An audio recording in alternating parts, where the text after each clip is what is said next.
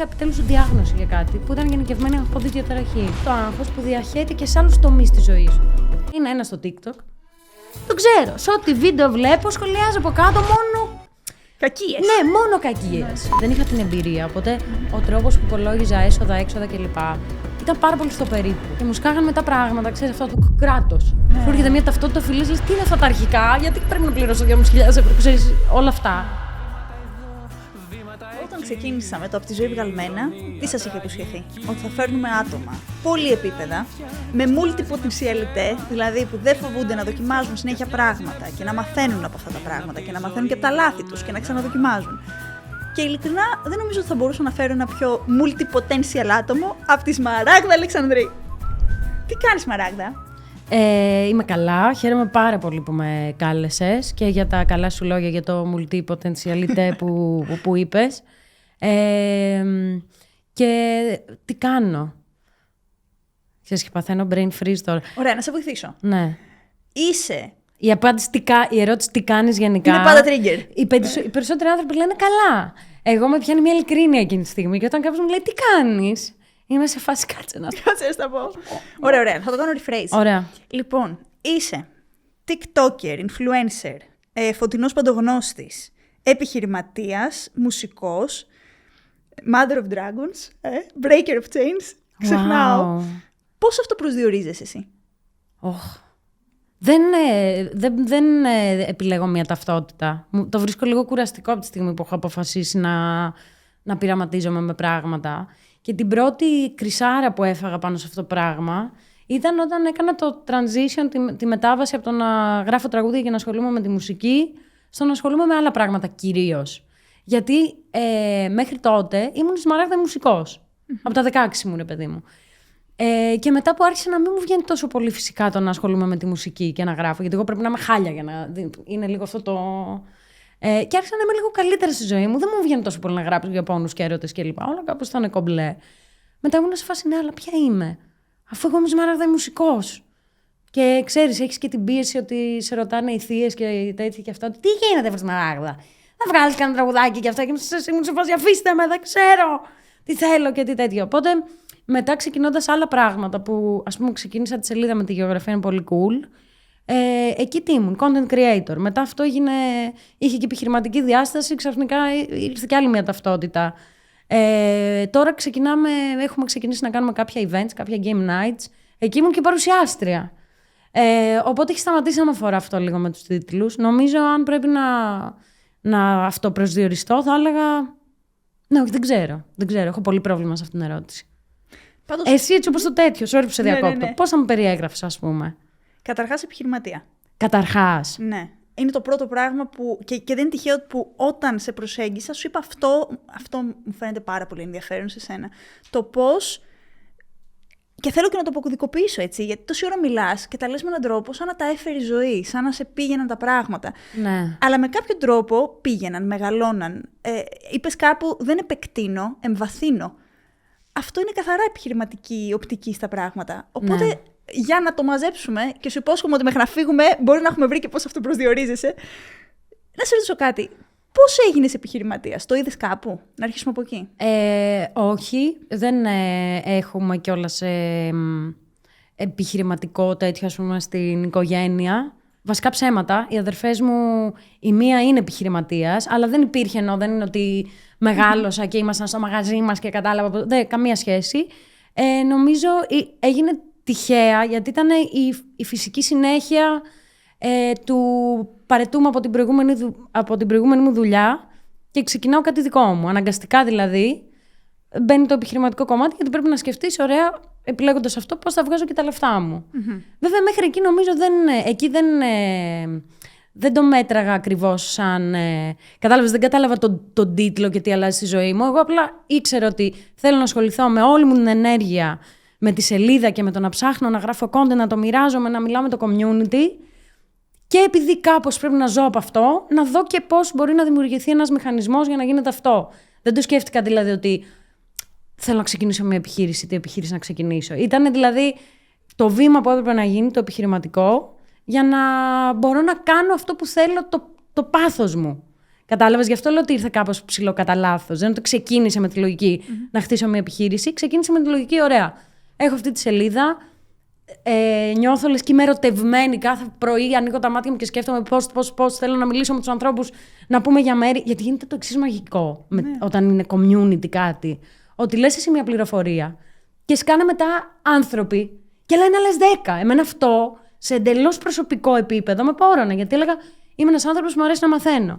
Και έχω αυτή τη στιγμή μια πλατφόρμα που εγώ θα λέω ένα πράγμα και θα σκάνε άλλοι 10 από κάτω και θα λένε, ξέρεις, πράγματα που δεν είναι καν Googleable, ας πούμε, πληροφορίες. Οπότε δεν το πήρα πολύ χαμπάρι ότι εγώ ξεκίνησα ένα επιχειρηματικό κομμάτι. Δεν το βλέπα έτσι. Το βλέπω ότι πρέπει να βγαίνουν και τα λεφτά. Τι θα κάνουμε? Ωραία, να ξεκινήσουμε κάποιες προωθήσεις, να ξεκινήσουμε αυτό. Μετά, επειδή είχαμε ασχοληθεί με τα βιβλία σαν ομάδα, σκέφτηκα να ανοίξουμε και βιβλιοπωλείο. Αλλά γι' αυτό το λέω ότι κάπως ήρθε κατά λάθος. Το πήγες ανάποδα, λοιπόν. Το πήγα τελώς ανάποδα, Γιατί ναι. συνήθως αυτό που ξέρουμε είναι ένα μοντέλο που ονομάζεται Ikigai. Και τι λέει το Ikigai? Ότι όταν διαλέγεις επαγγελματική ταυτότητα, πρέπει να βρεις κάτι το οποίο να σου αρέσει, να είσαι καλός σε αυτό, να το χρειάζεται η αγορά και να μπορείς να βγάλεις και χρήματα. Ναι. Εσύ ξεκίνησες από το μου αρέσει, κάτσε να δω αν είμαι καλός. Καλή είμαι τελικά. Ναι. Πώς θα βγάλουμε χρήματα, το χρειάζεται, φαίνεται η αγορά. Άρα βγήκε λίγο. Ναι, και ξέρεις ποιο είναι το περίεργο? Ότι όλο το τελευταίο διάστημα, γιατί όντως μέσα στα τελευταία 3,5 χρόνια. Έχουμε κάνει πολλά πράγματα. Δηλαδή για μια ομάδα που είναι κυρίως άτομα που δεν είχαν προηγούμενη εμπειρία σε αυτά που κάνουν τώρα. Από την Εφέλη που έχει το περιοδικό, δεν ξανά ήταν editor in chief σε περιοδικό. Από το Σάνι που είναι εδώ που έχει ξεκινήσει και που έφτιαξε ένα επιτραπέζιο και κάνει events. Ούτε το Σάνι τα έκανε αυτά πριν. Μιλάω με ανθρώπους που είναι σε φάση wow και έχετε κάνει όλα αυτά κλπ. Και εγώ είμαι σε φάση στο δικό μου το μυαλό.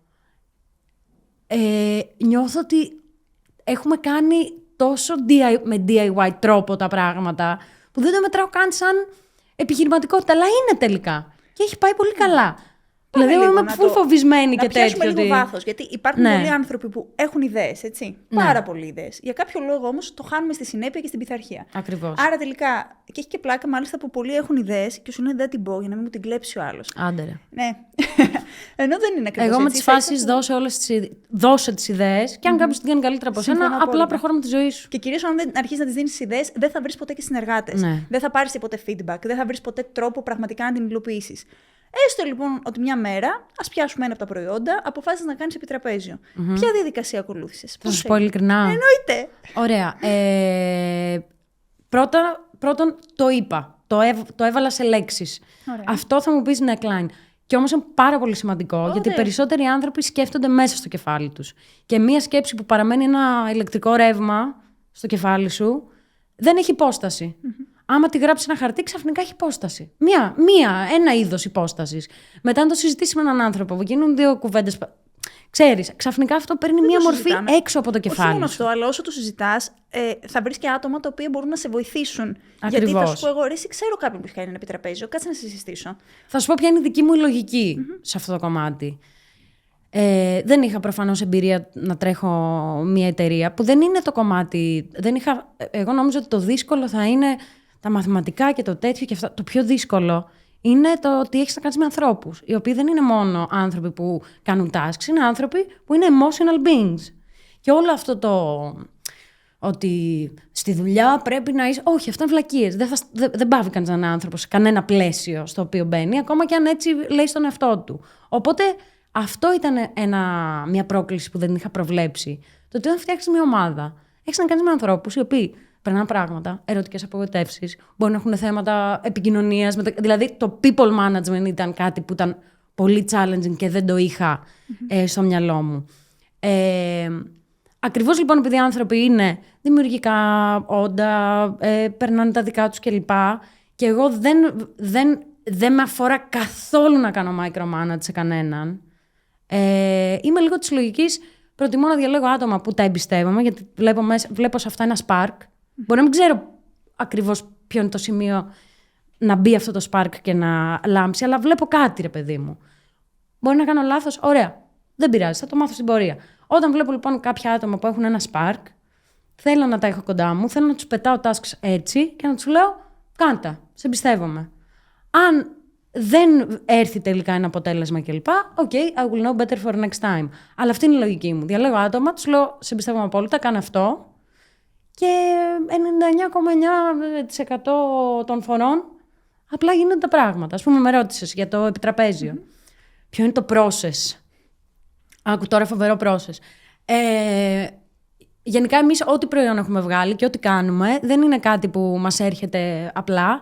Αφουγκραζόμαστε σταθερά το community, ακούμε τι μας λένε και τι μας ζητάνε, γιατί αυτοί λαμβάνουν αυτό που εμείς δημιουργούμε. They know better ποιο είναι το επόμενο βήμα. Οπότε τους ακούμε. Μας έλεγαν λοιπόν, ωραία και τα βιβλία και όλα αυτά, αλλά δεν είναι για όλους ο τρόπος να μάθουν κάτι τα βιβλία. Κάποιοι δεν το έχουν με το μέσο, ρε παιδί μου. Έχουν αλλεργία, έχουν από το σχολείο PTSD και δεν θέλουν να δουν βιβλίο μπροστά τους. Ωραία, πώς θα τους κάνουμε αυτούς να ψηθούν, να μάθουν πράγματα και να το δουν λίγο αλλιώς το κομμάτι μαθαίνω για τον κόσμο, μέσα από ένα παιχνίδι. Οπότε δηλαδή αλλάξαμε μας το ζήταγαν πολύ. Είπα εγώ στην ομάδα, όσοι ήμασταν τότε, ότι παιδιά θέλω να φτιάξουμε ένα παιχνίδι. Πώς γίνονται αυτά. Αρχικά ξεκινάω από εκεί πάντοτε. Για να γίνεται κάτι στον κόσμο, κάπως γίνεται. Κάποιος κάπως το έκανε. Αδύνατο δεν γίνεται να είναι. Εντάξει, εκτός και να μιλάμε για ρεκόρ Guinness. Κάτι που σε περιμένουμε. Ναι, ξέρω. Θα δούμε, θα σε περιμένουμε και σε αυτό. Έχω ένα κατάλληλο. Τέλος πάντων, θα σου πω. Οπότε για το επιτραπέζιο μίλησα με ανθρώπους ότι σκέφτομαι να κάνουμε αυτό. Ξέρετε κανένα άτομο, αυτό που έλεγες πριν. Γιατί εκτός από το να ξέρεις, να βλέπεις ένα βιογραφικό και να έχεις τα προσόντα ενός ανθρώπου μπροστά σου, το πιο βασικό, αυτό το ξέρεις και εσύ, είναι να νιώθεις εμπιστοσύνη με ένα άτομο. Μπορεί να έχει όλα τα προσόντα, όλες τις σπουδές, αλλά για κάποιο λόγο να νιώθεις ότι κάτι δεν. Οπότε έτυχε κάποια άτομα κοντινά μου να μου πούν έχουμε ένα άτομο κατά νου, που ήταν το Σάνι, που τότε ήσουν πόσο χρονών? 20. Τώρα είσαι 23. Ναι. Που ήξερα ότι δούλευε σε ένα μαγαζί με επιτραπέζια και ότι είναι ένα άτομο που ψήνεται πολύ με τα επιτραπέζια και ότι έχει πολύ έτσι τσαχπινιά και τέτοια και ασχολείται και κάνει και είναι... Και έκανα μια συνάντηση με το Σάνι, του λέω να σου πω, εγώ θέλω να κάνουμε αυτό, θέλω να φτιάξουμε ένα παιχνίδι και να βρούμε έναν τρόπο, ένα μηχανισμό που να μην νιώθουν, οι άνθρωποι να μαθαίνουν, να μπορούν να συμμετέχουν όλοι, αλλά να μην νιώθουν χάλια αν δεν ξέρουν μία απάντηση. Να είναι σχεδιασμένο με τρόπο... Εγώ είπα δηλαδή τι ήθελα, σαν αποτέλεσμα. Του λέω, μπορείς να το κάνεις, να το σχεδιάσεις αυτό το μηχανισμό και λοιπά. Λέει ναι. Τώρα 20 χρονών το καταλαβαίνεις. Και όντως το έκανε, το έφερε εις πέρας. Μετά από βάλαμε ένα deadline κλπ. Κάναμε ένα check-in with each other, έκανε την έρευνά του, δοκίμασε πράγματα, είχε την εμπειρία από τα επιτραπέζια, όχι σαν creator επιτραπεζίων, σαν άτομο που παίζει επιτραπέζια, και απλά το έκανε. Και ήμουν σε φάση, άρα πήγες με το ενστικτό σου λοιπόν. Πάντα. Και γενικά, εντάξει, πάντα. Κάποιες φορές πρέπει να μετράω και κάποια πράγματα, γιατί καλό το ενστικτό μου, αλλά έχω βρεθεί και σε κάποιες θέσεις άβολες. Να μας πεις και γι' αυτό. Φυσικά θα σας πω και αυτό, γιατί ήταν και η δυσκολότερη φάση, ας πούμε, που έχουμε περάσει σαν business. Είχε να κάνει σε μεγάλο βαθμό. Όχι με το λάθος ένστικτό μου, αλλά με το ότι και εγώ δεν έχω πάντα το clarity να βλέπω ποιο είναι το. Ειδικά χωρίς την επιχειρηματική εμπειρία. Ναι, οπότε κάποιες φορές είναι και πάρα πολύ καινούριο όλα αυτά. Και σε έναν δρόμο που επί της ουσίας τον δημιουργείς και αρκετά μόνη σου. Δεν είναι ότι υπάρχει και πεπατημένη για να βρεις και ένα μέντορα που να το έχει ξανακάνει πριν. Ακριβώς. Άρα να μπορείς να ζητήσεις είναι βοήθεια. τόσο μπερδευτικό, γιατί οι περισσότερες εταιρείες ξεκινάνε από ένα προϊόν και μετά καίνε άπειρα λεφτά αυτό το προϊόν να φτάσει στο κοινό που πρέπει να φτάσει. Εμείς είχαμε το ανάποδο. Εξ αρχής είχαμε ένα κοινό και ήμασταν σε φάση ωραία. Πάμε να του δώσουμε προϊόντα. Τι προϊόντα. Αυτά, εν τω μεταξύ, ένα κοινό για να το κάνεις monetize με έναν τρόπο, η γκάμα είναι τόσο μεγάλη. Μπορεί να είναι προϊόν, μπορεί να είναι κάτι συνδρομητικό που μετράει στο service, ας πούμε. Μπορεί να είναι service τύπου, μπορεί να είναι events, μπορεί να είναι εκδρομές. Δηλαδή, στην τόσο broad θεματολογία του. Και courses και στη δικιά σου τώρα και ambassador μπορεί να είσαι. Δηλαδή υπάρχουν πολλοί τρόποι φυσικά. Ακριβώς, υπάρχουν πολλοί τρόποι. Οπότε δεν υπάρχει και είμαι σε αυτό το σημείο, άρα τώρα θα κάνω αυτό. Είναι απλά διαλέγεις πού θέλεις να απορροφηθείς εσύ και πας προς τα εκεί. Αντίστοιχα, ας πούμε, με το περιοδικό. Πώς έγινε με το περιοδικό? Δεν είχα εγώ εκδώσει ποτέ περιοδικό, μόνο όταν ήμουν παιδάκι στο σχολείο που έπαιρνα χαρτιά και έφτιαχνα ψεύτικα περιοδικά, ξέρεις.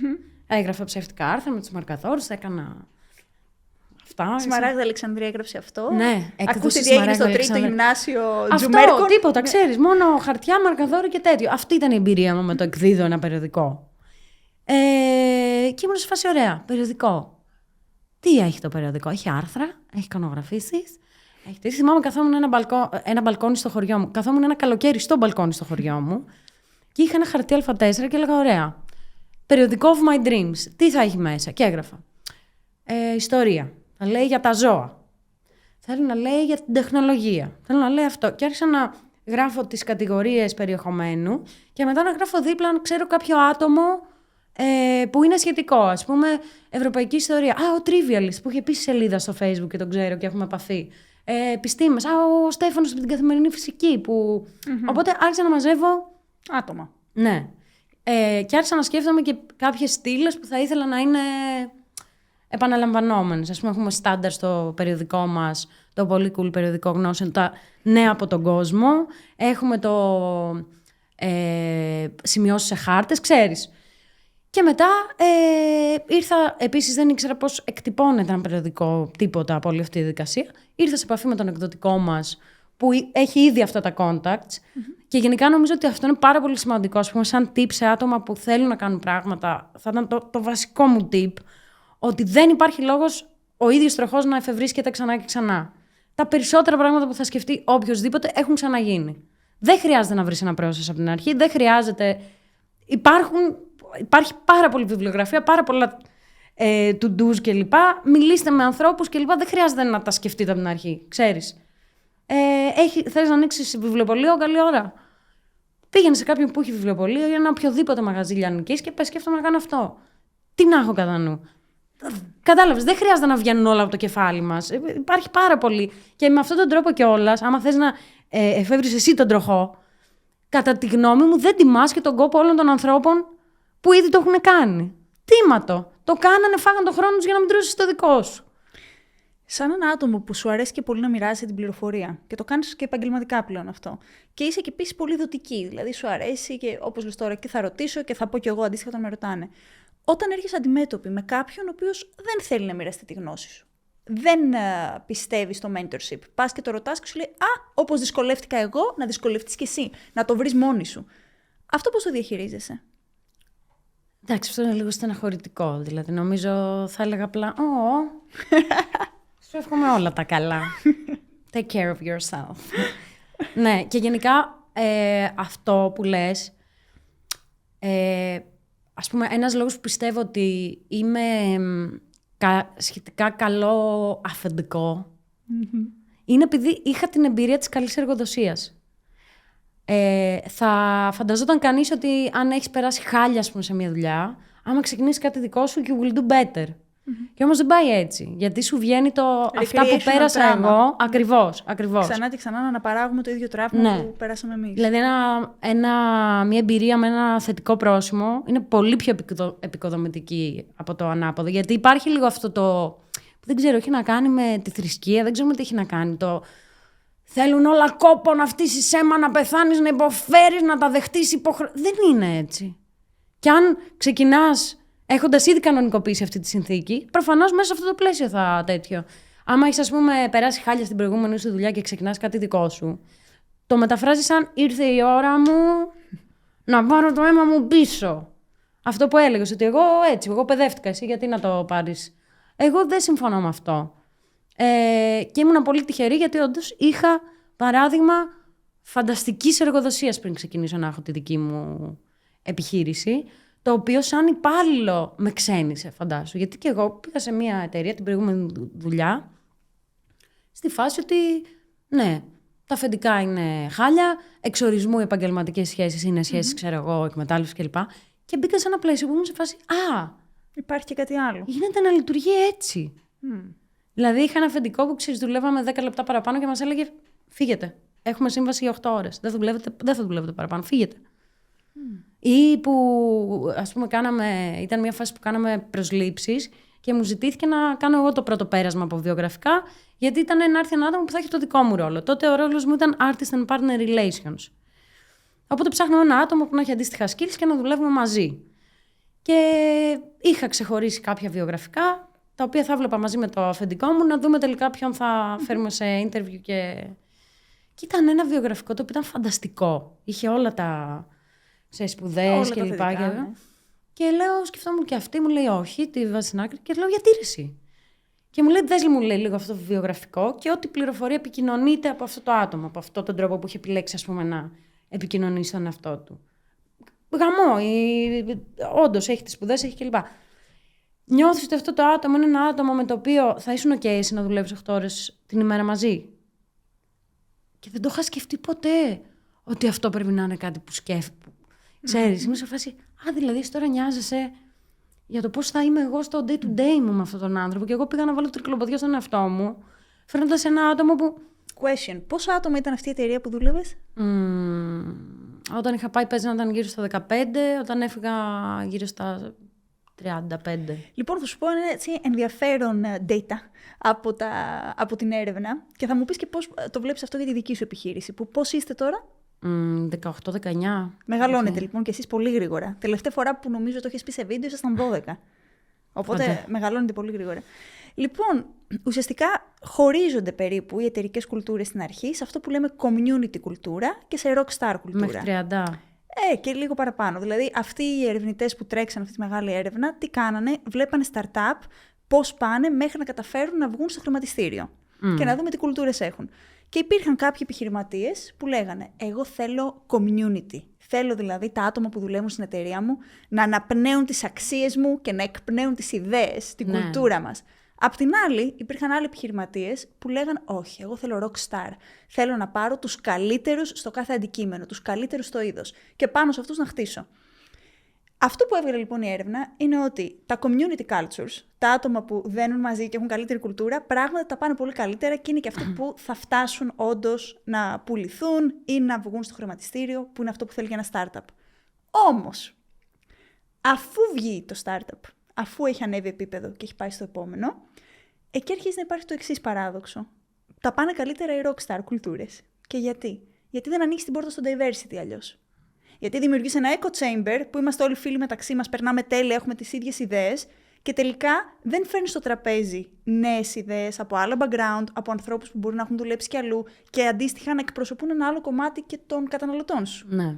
Άποψη γι' αυτό? Άποψη γι' αυτό. Θεωρώ ότι διαφορετικά πράγματα λειτουργούν σε διαφορετικές κλίμακες. Όπως ισχύει, ας πούμε, και ξέρεις, για τη διοίκηση, ας πούμε, κρατών και τέτοιο. Άλλου είδους μοντέλο θα λειτουργήσει σε μια πόλη πιο αποτελεσματικά που είναι 50 άτομα. Άλλο μοντέλο, άμα αυτό φτάσει και μεγαλώσει. Δηλαδή, έχει να κάνει με τη λειτουργικότητα του πράγματος. Εγώ δεν θέλω να... Εντάξει, αυτό μπορεί και να αλλάξει. Αλλά νιώθω ότι δεν με ενδιαφέρει το ατέλειωτο growth αυτού του πράγματος. Με ενδιαφέρει πάρα πολύ το κομμάτι του να υπάρχει ένα community και άνθρωποι μέσα σε αυτό που απολαμβάνουν τη ζωή και την καθημερινότητα. Τώρα δεν ξέρω αν γίνεται, δηλαδή τώρα το παρουσίασα σαν ή το ένα ή το άλλο. Νιώθω ότι μπορεί να παίζουν και τα δύο ταυτόχρονα. Δηλαδή, εμείς στην ομάδα είμαστε πάρα πολύ community και πάρα πολύ divarious κάθε μία. Δηλαδή, αν δεν υπάρχει λίγο τέτοιο. Το σωστό είναι ότι όσο πιο πολύ μεγαλώνεις, αρχίζεις να εστιάζεις σε πυρηνικά πια χαρακτηριστικά. Δεν ψάχνεις δηλαδή ανθρώπους με τους οποίους να κουμπώνεις απόλυτα σαν προσωπικότητα. Ακριβώς. Αλλά να μοιραζόμαστε αυτές τις 2-3 αξίες που μας φτάσανε εδώ που μας φτάσανε. Ναι. Και πάνω σε αυτό, εσένα ποιες είναι αυτές οι 2-3 αξίες που αντιπροσωπεύουν το πολύ cool αυτή τη στιγμή σαν επιχείρηση? Αυτό ζόρικη ερώτηση. Γιατί και εγώ, ξέρεις, εδώ έχω θέμα ταυτοτικό. Με ρωτάς με τι ασχολείσαι και δεν ξέρω, να σου πω και τις αξίες. Γιατί η αλήθεια είναι ότι εδώ και 3,5 χρόνια που όλο αυτό υπάρχει σαν εταιρεία, δεν έχει υπάρξει φάση πάνω από 3 μήνες που να είναι η κατάσταση ίδια. Δηλαδή, νιώθω ότι είμαστε μόνοι μας σε μια μεταβατική φάση. Ας πούμε, 2 χρόνια πριν, αυτό που με ενδιαφέρει πιο πολύ σαν κατεύθυνση κλπ. Είναι να είμαστε άτομα που είμαστε όλοι ελβετικοί σουγιάδες. Γιατί αυτό λειτουργούσε σε μια κλίμακα των 5 ατόμων, ας πούμε. Όσο μεγάλωνε αυτό, έχω αρχίσει να καταλαβαίνω ότι δεν λειτουργεί το να έχεις από 5 ελβετικούς σουγιάδες, 15 ελβετικούς σουγιάδες. Από ένα σημείο και μετά ήθελα πιο. Εξειδίκευση. Ναι, άτομα που θα έχουν ownership σε πράγματα. Αυτό που εμένα με ενδιαφέρει είναι το κομμάτι της επικοινωνίας. Αυτό δηλαδή το βάζω πολύ κεντρικά, γιατί έτσι κι αλλιώς και στο προϊόν μας είναι πολύ κεντρικό το κομμάτι της επικοινωνίας. Δηλαδή αυτό το culture που φαίνεται προς τα έξω να υπάρχει και προς τα μέσα. Να μπορούμε να επικοινωνούμε με ειλικρίνεια, να τηρούνται, ας πούμε, τα one-to-one και να είμαστε on the same page. Ναι. Λοιπόν, διαφάνεια επίσης με αφορά πάρα πολύ. Νομίζω όλα τα άτομα στην ομάδα μπορούν at any time να μπουν στο site να δουν πόσα λεφτά βγάζουμε, πόσα τέτοιο, σε όλο αυτό το κομμάτι. Και νιώθω ότι εμένα με ενδιαφέρει αυτό που σου είπα πριν, ότι θέλω τα άτομα που θα τους πω, κάνε αυτό. Αυτά τα άτομα είναι rockstar άτομα, κατά τη γνώμη μου. Με ενδιαφέρει πάρα πολύ αυτό το κομμάτι, το να αποτελείται η ομάδα από άτομα που έχουν κάποιο είδους άστρο. Δεν μπορώ να το περιγράψω. Αγγίζει οριακά, νιώθω κάποιες φορές που τα λέω αυτά, νιώθω ότι αγγίζω τέτοια του μεταφυσικού. Δεν είναι αυτό. Αλλά το να, ας πούμε, αυτό που έλεγες με το echo chamber. Το echo chamber. Πώς το λέγαμε στα ελληνικά, για να τους προλάβω. Πριν μας βρίσουν. Μια αίθουσα αντίχηση. Ναι. Αυτό που βρισκόμαστε μεταξύ μας, συμφωνούμε και γι' αυτό νομίζουμε ότι όλοι συμφωνούν μαζί μας. Είμαστε μέσα στη φούσκα μας. Ναι. Είναι σημαντικές βέβαια και οι φούσκες. Σε προστατεύουν. Ναι, και δημιουργούν και πραγματικότητα οι φούσκες. Δηλαδή κάτι μπορεί να είναι απλά στο κεφάλι σε πρώτη φάση, αλλά αυτό μετά να παράγει πραγματικότητα.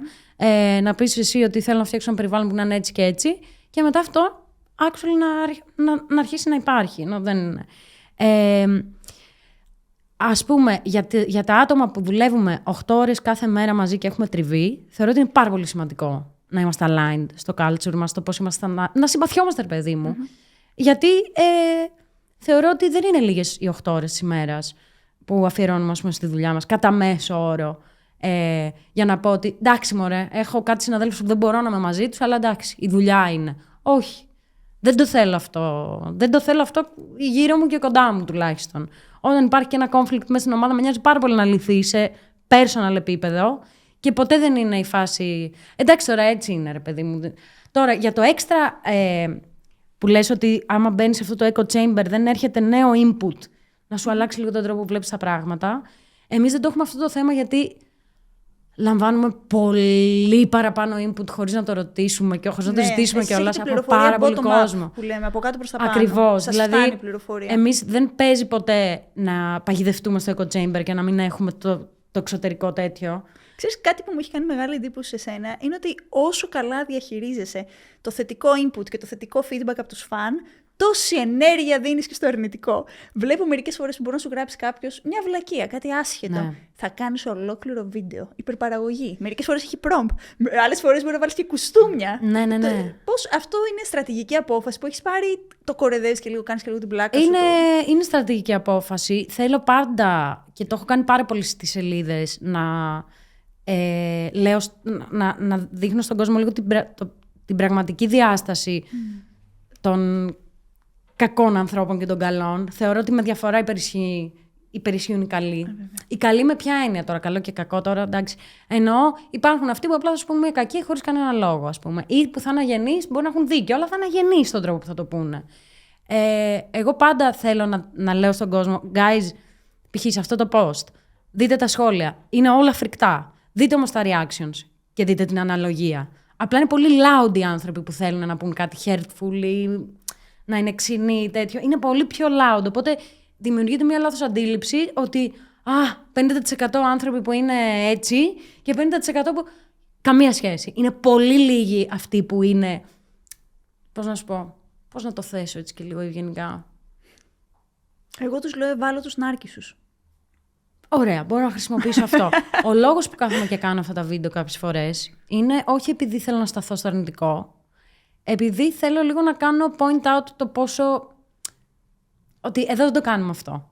Δεν έχουμε εδώ αυτό το culture. That's not okay. Δεν μιλάς έτσι εδώ. Και δεν είμαι καθόλου της άποψης της ανωτερότητας. Δηλαδή είναι πάρα πολλοί που είναι σε φάση. Καλά και ασχολείσαι. Μην ασχολείσαι. Εγώ αυτό το μην ασχολείσαι το θεωρώ πολύ επικίνδυνο. Θεωρώ ότι από τους λόγους που πολλά πράγματα φτάνουν εκεί που φτάνουν είναι επειδή κάποιος δεν ασχολήθηκε. Και θεωρώ ότι είναι και πολύ. Εντάξει, ο καθένας διαχειρίζεται την ενέργεια του όπως θέλει, αλλά θεωρώ ότι έχει και έναν ελιτισμό λίγο. Μην ασχολείσαι μωρέ με τον άλλο που θα σου πει έτσι. Όχι, γιατί έτσι δεν δίνεις το σεβασμό που πρέπει σε όλους τους άλλους που δεν είναι έτσι. Κάπως. Δηλαδή θέλει να κάνεις άντρες και αυτόν που νομίζει ότι έτσι μπορεί να μπαίνει σε όποιο TikTok. Ας πούμε, είναι ένα στο TikTok. Το ξέρω. Σε ό,τι βίντεο βλέπω, σχολιάζω από κάτω μόνο. Κακίες. Ναι, μόνο κακίες. Ναι. προφανώς μιλάμε για έναν άνθρωπο που σε ένα επίπεδο βασανίζεται. Δηλαδή, μόνο και μόνο. Ναι, δεν τον είπα. Να βγάζεις όλο αυτό, ας πούμε, να νιώθεις αυτή την ανάγκη, να είσαι παντού ξινός και να βγάζεις δηλητήριο. Δεν είναι ακριβώς έτσι. Η ανάγκη είναι το ότι μου αξίζει προσοχή και δεν μου τη δίνεται. Ναι. Μου αξίζει. Οπότε και θα την πάρω. Θα βρω εγώ τον τρόπο να την πάρω. Πάρτε την προσοχή. Ταυτόχρονα άκου και πώς το διαχειρίζομαι αυτό και κυρίως ακούστε όλοι οι υπόλοιποι πώς διαχειρίζομαι αυτό. Και έτσι χτίζεις και ένα culture σε ένα community. Δηλαδή, ότι εδώ εμείς δεν θα μας τρομάξει κανένας. Ναι, και δεν ότι θα πούμε μιλάμε, okay στους νταΐδες. Ναι. Δηλαδή θα κάνω point out κάτι που είναι toxic ή με σκοπό να τσιγκλίσει λίγο, θα το σχολιάσω και ξέρεις τι γίνεται. Μετά βλέπεις ότι έχουν απαντήσει άλλοι για σένα στο αρνητικό σχόλιο. Με τον τρόπο που θα απαντούσες εσύ, γιατί έχεις υποδείξει ποιο είναι το culture εδώ πέρα. Ας πούμε στη σελίδα, στη γεωγραφία που είναι και η σελίδα, το community που υπάρχει περισσότερο καιρό, είναι φοβερό. Από ένα σημείο και μετά δεν χρειάστηκε να απαντάω σε κακόβουλα σχόλια, γιατί μπαίναν άνθρωποι και ήταν σε φάση πολύ ευγενικά, και ποιο, τώρα που είπες αυτό, τι κατάλαβες. Και είναι πολύ ωραίο αυτό, γι' αυτό το λόγο το κάνω. Δεν είναι τόσο πολύ focus στον ξινιόλι. Είναι ότι αυτό το focus στον ξινιόλι το κάνω για όλους εσάς τους υπόλοιπους. Ακριβώς, ότι... δεν το σκέφτηκα ποτέ ότι είναι αυτό. Θεώρησα εξ αρχής ότι είναι εκπαιδευτική διαδικασία. Ακριβώς, είναι εκπαιδευτική διαδικασία.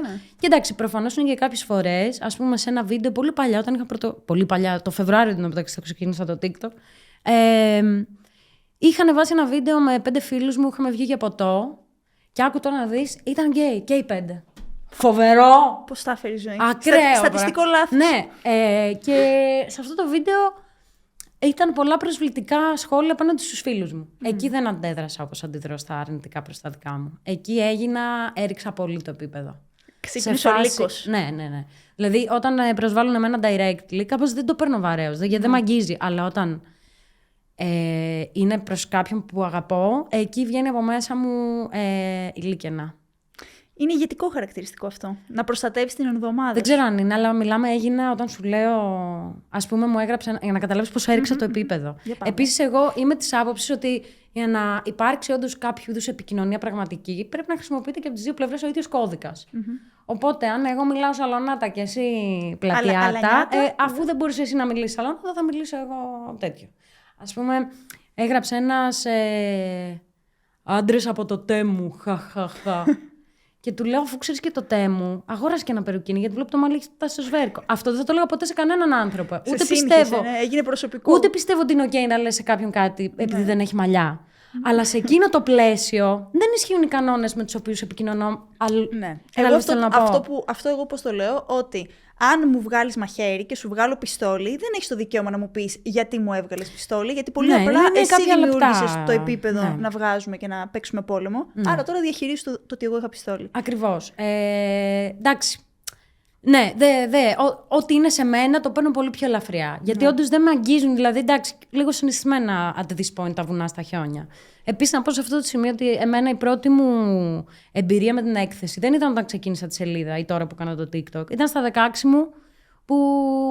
Έκανες μουσική. Έκανα μουσική και είχα βιντεάκια στο YouTube και τέτοια, και σε πολύ πιο τρυφερή ηλικία έχω φάει σκατοσχόλια. Οπότε είχα το χρόνο να το κάνω process όλο αυτό. Τότε με επηρέαζε. Τώρα, είδες τελικά για όλα για κάποιο λόγο γίνονται. Το έφαγα τότε μικρή και τώρα είμαι πολύ πιο. Όσο μιλάς, κάτι που θα ήθελα να μάθω είναι αν ήσουν πάντα τόσο γενναία. Δηλαδή από παιδί ήσουν το γενναίο παιδί. Ευχαριστώ πάρα πολύ. Δεν με θεωρώ. Μα δοκιμάζεις πράγματα, πειραματίζεσαι, διαχειρίζεσαι με χιούμορ δύσκολες καταστάσεις, δεν φοβάσαι να πάρεις ρίσκα. Αυτό για μένα είναι ο ορισμός της γενναιότητας. Σε ευχαριστώ πολύ. Τώρα που το βάζεις σε λέξεις το ακούω. Άρα να είναι ένας τίτλος που ψάχνουμε. Είσαι γενναία. Θα σου πω, νομίζω δεν είναι ακριβώς γενναιότητα. Είναι ότι έχω μια περίεργη σχέση με τον χρόνο που μας μένει σε όλους. Ακούγεται λίγο μακάβριο, αλλά θα σου το εξηγήσω. Όταν ήμουν 9, πέθανε ο μπαμπάς μου. Και το έζησα όλο πολύ real time, ρε παιδί μου. Δηλαδή, ήμασταν μαζί. Έγινε 3 ώρα το βράδυ, αυτή την άβολη ώρα που όλοι κοιμούνται και το ίδιο. Τέλος πάντων, έγινε όλο αυτό που κάπως με έκανε να καταλάβω σε αυτή την ηλικία, 9 χρονών, ότι ρε, οι άνθρωποι όντως πεθαίνουν. Δεν είναι κάτι που το λέμε έτσι. Γιατί άμα δεν έχεις βιώσει ένα θάνατο, ας πούμε, κοντά σου, όπως είναι λογικό, όλοι ζωντανοί ζούμε σαν ζωντανοί, έτσι πρέπει να ζούμε. Όχι με τη σκέψη του θανάτου έτσι εδώ από πίσω μας κάθε μέρα, κάθε στιγμή. Αλλά επειδή έζησε αυτό το πράγμα σε εκείνη την ηλικία, κάπως κατάλαβα σε μια ηλικία που μάλλον δεν θα έπρεπε, ότι όντως δεν είναι άπειρος ο χρόνος. Και έτσι τον εκτίμησα λίγο διαφορετικά. Δηλαδή, ήμουν σε φάση. Πρώτον, δεν θέλω να κάνω τα πράγματα αργά και να έχω βρει τη φάση μου γύρω στα 60, 65, 70 που θα με έχει εγκαταλείψει το σώμα μου. Δηλαδή, ήθελα λίγο να τελειώνω λίγο με όλα τα πράγματα που θέλω να κάνω, λίγο νωρίτερα, γιατί I value my time a lot. Είναι το σημαντικότερο είδος νομίσματος. Δεν υπάρχει κάτι άλλο, ας πούμε, πέρα από το χρόνο. Θεωρώ πιο σημαντικό. Οπότε δεν νιώθω ότι είναι γενναιότητα. Νιώθω ότι είναι απλά αποφάσεις που πρέπει να πάρω, αποφάσεις που παίρνω γιατί δεν θέλω να χάνω χρόνο. Δεν έχει να κάνει με γενναιότητα. Χεσμένη πάνω μου είμαι at all times. Απλά αυτό. Είμαι λίγο σε φάση ότι ωραία, θέλω να κάνω αυτό. Δεν θα κάτσω να το σκεφτώ 100 ώρες. Απλά αυτό το κάνω. Φαίνεται να έχεις και μεγάλο δίκτυο υποστήριξης. Full. Και συγκεκριμένα είναι εντυπωσιακό ότι έχετε πολύ φιλικές σχέσεις στην ομάδα. Αναρωτιόμουν αν ξεκίνησες κάποια στιγμή να προσλαμβάνεις φίλους ή γίνατε φίλοι μετά. Στην αρχή ξεκίνησε. Λοιπόν, είναι λίγο περίεργο. Με κάποια άτομα ήμασταν φίλοι από πριν, με κάποια άτομα γίναμε φίλοι μετά. Ας πούμε, το πρώτο άτομο που ήρθε στην ομάδα, η Νεφέλη, τη γνώρισα μέσα από το chat της Γεωγραφίας είναι πολύ cool. Ήταν ένα άτομο που απλά έστελνε όλη την ώρα πράγματα σχετικά με το post, μία ιδέα που είχε για ένα τέτοιο. Και κάπως ένιωθα από την γραπτή μας συνομιλία ότι επικοινωνώ λίγο με αυτό το άτομο, σε επίπεδο χιούμορ, σε επίπεδο τέτοιο, ότι συγκέτσι επίσης τι γίνεται εδώ με τη σελίδα κλπ. Και ήμουν σε φάση, ωραία, θες να συναντηθούμε, ξέρω εγώ, να τα πούμε κλπ. Και απλά ταιριάξαμε, ξεκινήσαμε να δουλεύουμε μαζί. Προφανώς γίναμε φίλες, γιατί σε εκείνη τη φάση 2 άτομα ήμασταν. Δηλαδή, να είμαστε 2 και να είναι οι σχέσεις έτσι, δεν βγάζει και νόημα πάρα πολύ. Δηλαδή, καθόμασταν βράδυ στο σπίτι μου, με μαρκαδόρους φτιάχναμε τα πρώτα activity books, βριζόμασταν. Ήταν και αναγκαστικό τότε. Μετά, κοίτα, εννοείται, επειδή παίζει αυτό με την εμπιστοσύνη που σου έλεγα πριν, ότι όταν ξεκινάς κάτι, αυτό που η ανάγκη που θες να είναι καλυμμένη είναι το να νιώθεις ότι τα άτομα δίπλα σου δεν είναι. Καταλαβαίνουν τις ανάγκες σου και τις ανάγκες της φάσης και μπορείς να βασιστείς. Οπότε, to save some time, γιατί άμα πάρεις έναν εντελώς άγνωστο άνθρωπο, πρέπει να υπάρξει χρόνος, να τον τεστάρεις, να δεις πώς ταιριάζουν τα χνότα σας. Πήγα πρώτα σε ανθρώπους που τους ξέρω, σαν φίλους.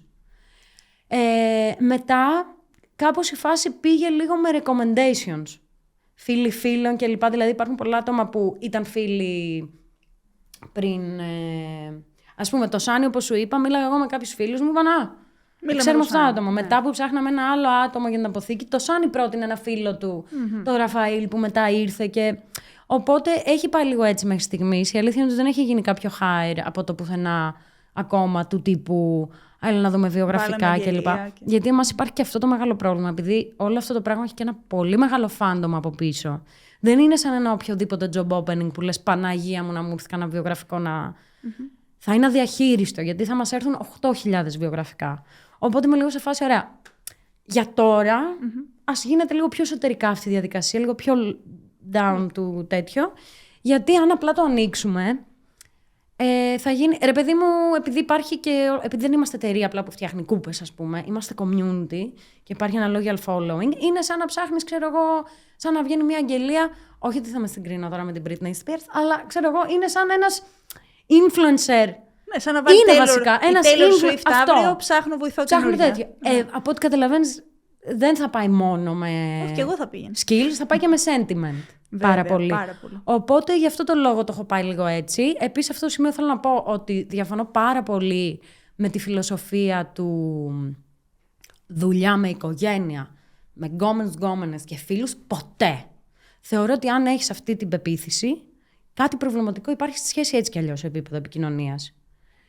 Καταλαβαίνω το κομμάτι της τριβής. Ότι δεν θέλω με τον άνθρωπό μου, ας πούμε, και να τον βλέπω 8 ώρες στη δουλειά και να είμαι μετά. Γιατί αυτό θα χαλάσει το. Κατάλαβες. Θέλω να μου λείπει. Αυτό το καταλαβαίνω. Αλλά το ότι νομοτελειακά μια φιλική, ερωτική ή πιο προσωπική σχέση θα χαλάσει επειδή Υπάρχει και ένα πλαίσιο επαγγελματικό. Νομοτελειακά όχι. Ναι. Απλώς θα πρέπει να είναι όλα τα mail πάρα πολύ όρημα, ναι. ούτως ώστε να μπορούν να διαχειριστούν τη σύγκρουση. Επικοινωνία τουλάχιστον. Ναι, ανοιχτή επικοινωνία επίσης. Ναι. Άρα πάει ένα βήμα πίσω. Ότι παίρνουμε σαν δεδομένο ότι όλοι μιλάμε τέλεια και ο άλλος θα μας πληγώσει. Πολύ δύσκολα κάποιος θα εστιάσει στο πώς αυτός παραβιάζει. Όλοι εστιάζουμε στο πώς εμείς παραβιαζόμαστε. Ναι. Και γι' αυτό νομίζω δυσκολεύονται και έτσι οι εργασιακές σχέσεις αρκετά. Ναι, και επίσης υπάρχει τεράστιο ζήτημα στο κομμάτι της επικοινωνίας και της έκφρασης. Δηλαδή, εγώ, επειδή είμαι ένας άνθρωπος που δεν χρειάζεται να με ρωτήσεις, είμαι πολύ δηλαδή θα με ρωτήσεις τι κάνω, αυτό που σου έλεγα πριν, δεν μπορώ να πω καλά εσύ, θα σου πω χώρισα και δεν είμαι καλά επειδή αυτό και θα στα πω όλα. Είμαι πάρα πολύ. Έχω στο μυαλό μου ότι. Έτσι μάλλον είναι και άλλοι άνθρωποι. Δηλαδή, αν κάποιος θέλει κάτι, θα το πει. Έλα όμως που δεν έχουν όλοι οι άνθρωποι τον ίδιο direct τρόπο να επικοινωνούν, τις επιθυμίες τους, να διεκδικούν το χώρο που θέλουν. Οπότε σου γυρνάει boomerang και σου λέει όλος, ναι, αλλά εγώ είχα αναφέρει ότι δεν είμαι καλά, ας πούμε, αυτή τη φάση. Ναι, αλλά εγώ δεν το πήρα αυτό σαν. Κάλεσμα για βοήθεια. Έγινε αυτό. Ναι, γιατί εγώ θέλω να ακούσω ότι θέλω βοήθεια για να μου πάρει μπρος, ας πούμε. Μπορώ να. Τώρα αυτό γιατί το είπα δεν θυμάμαι, αλλά τέλος πάντων. Παρ' όλα αυτά, μιας και μπήκαμε σε αυτό το κομμάτι, ναι. ένα μεγάλο χαρακτηριστικό για την ψυχική υγεία είναι το να μπορείς να μιλάς ανοιχτά, να εκφράσεις τα συναισθήματά σου, να εκφράσεις τις ανάγκες σου. Πόσο ψυχικά υγιής θέλεις ότι είσαι, Σμαράγδα Αλεξανδρή, από 1 έως 10? Από το 1 έως 10. Θα έλεγα ένα καλό 8,5. Τέλειο είναι το 8,5. Έχω κάνει πάρα πολλή δουλειά. Το βασικό μου θέμα πάντα ήταν το άγχος. Δεν φαίνεται καθόλου, να ξέρεις. Αποκλείεται. Καθόλου. Δεν το σκεφτόμουν ποτέ. Ίσως φαίνεται λιγάκι στα νύχια μου, που είναι φαγωμένα μέχρι το δεύτερο νάκλι. Ναι, το οποίο δεν... Κάπως έχω μια τάση να προσπαθώ το άγχος να μην το μοιράζομαι. Δεν τα καταφέρνω, βέβαια. Ξέρεις, μπαίνω σε ένα κόλ και είμαι σε φάση, δεν θέλω να λογωθεί κανείς. Είναι αυτή το μήνυμα. Και το έχω ήδη κάνει κατά όλο. Αλλά για ποιο λόγο έχω άγχος? Αυτό δεν μπορώ να το καταλάβω. Δηλαδή, σε φιλοσοφικό επίπεδο το έχω αναλύσει ξανά και ξανά και ξανά.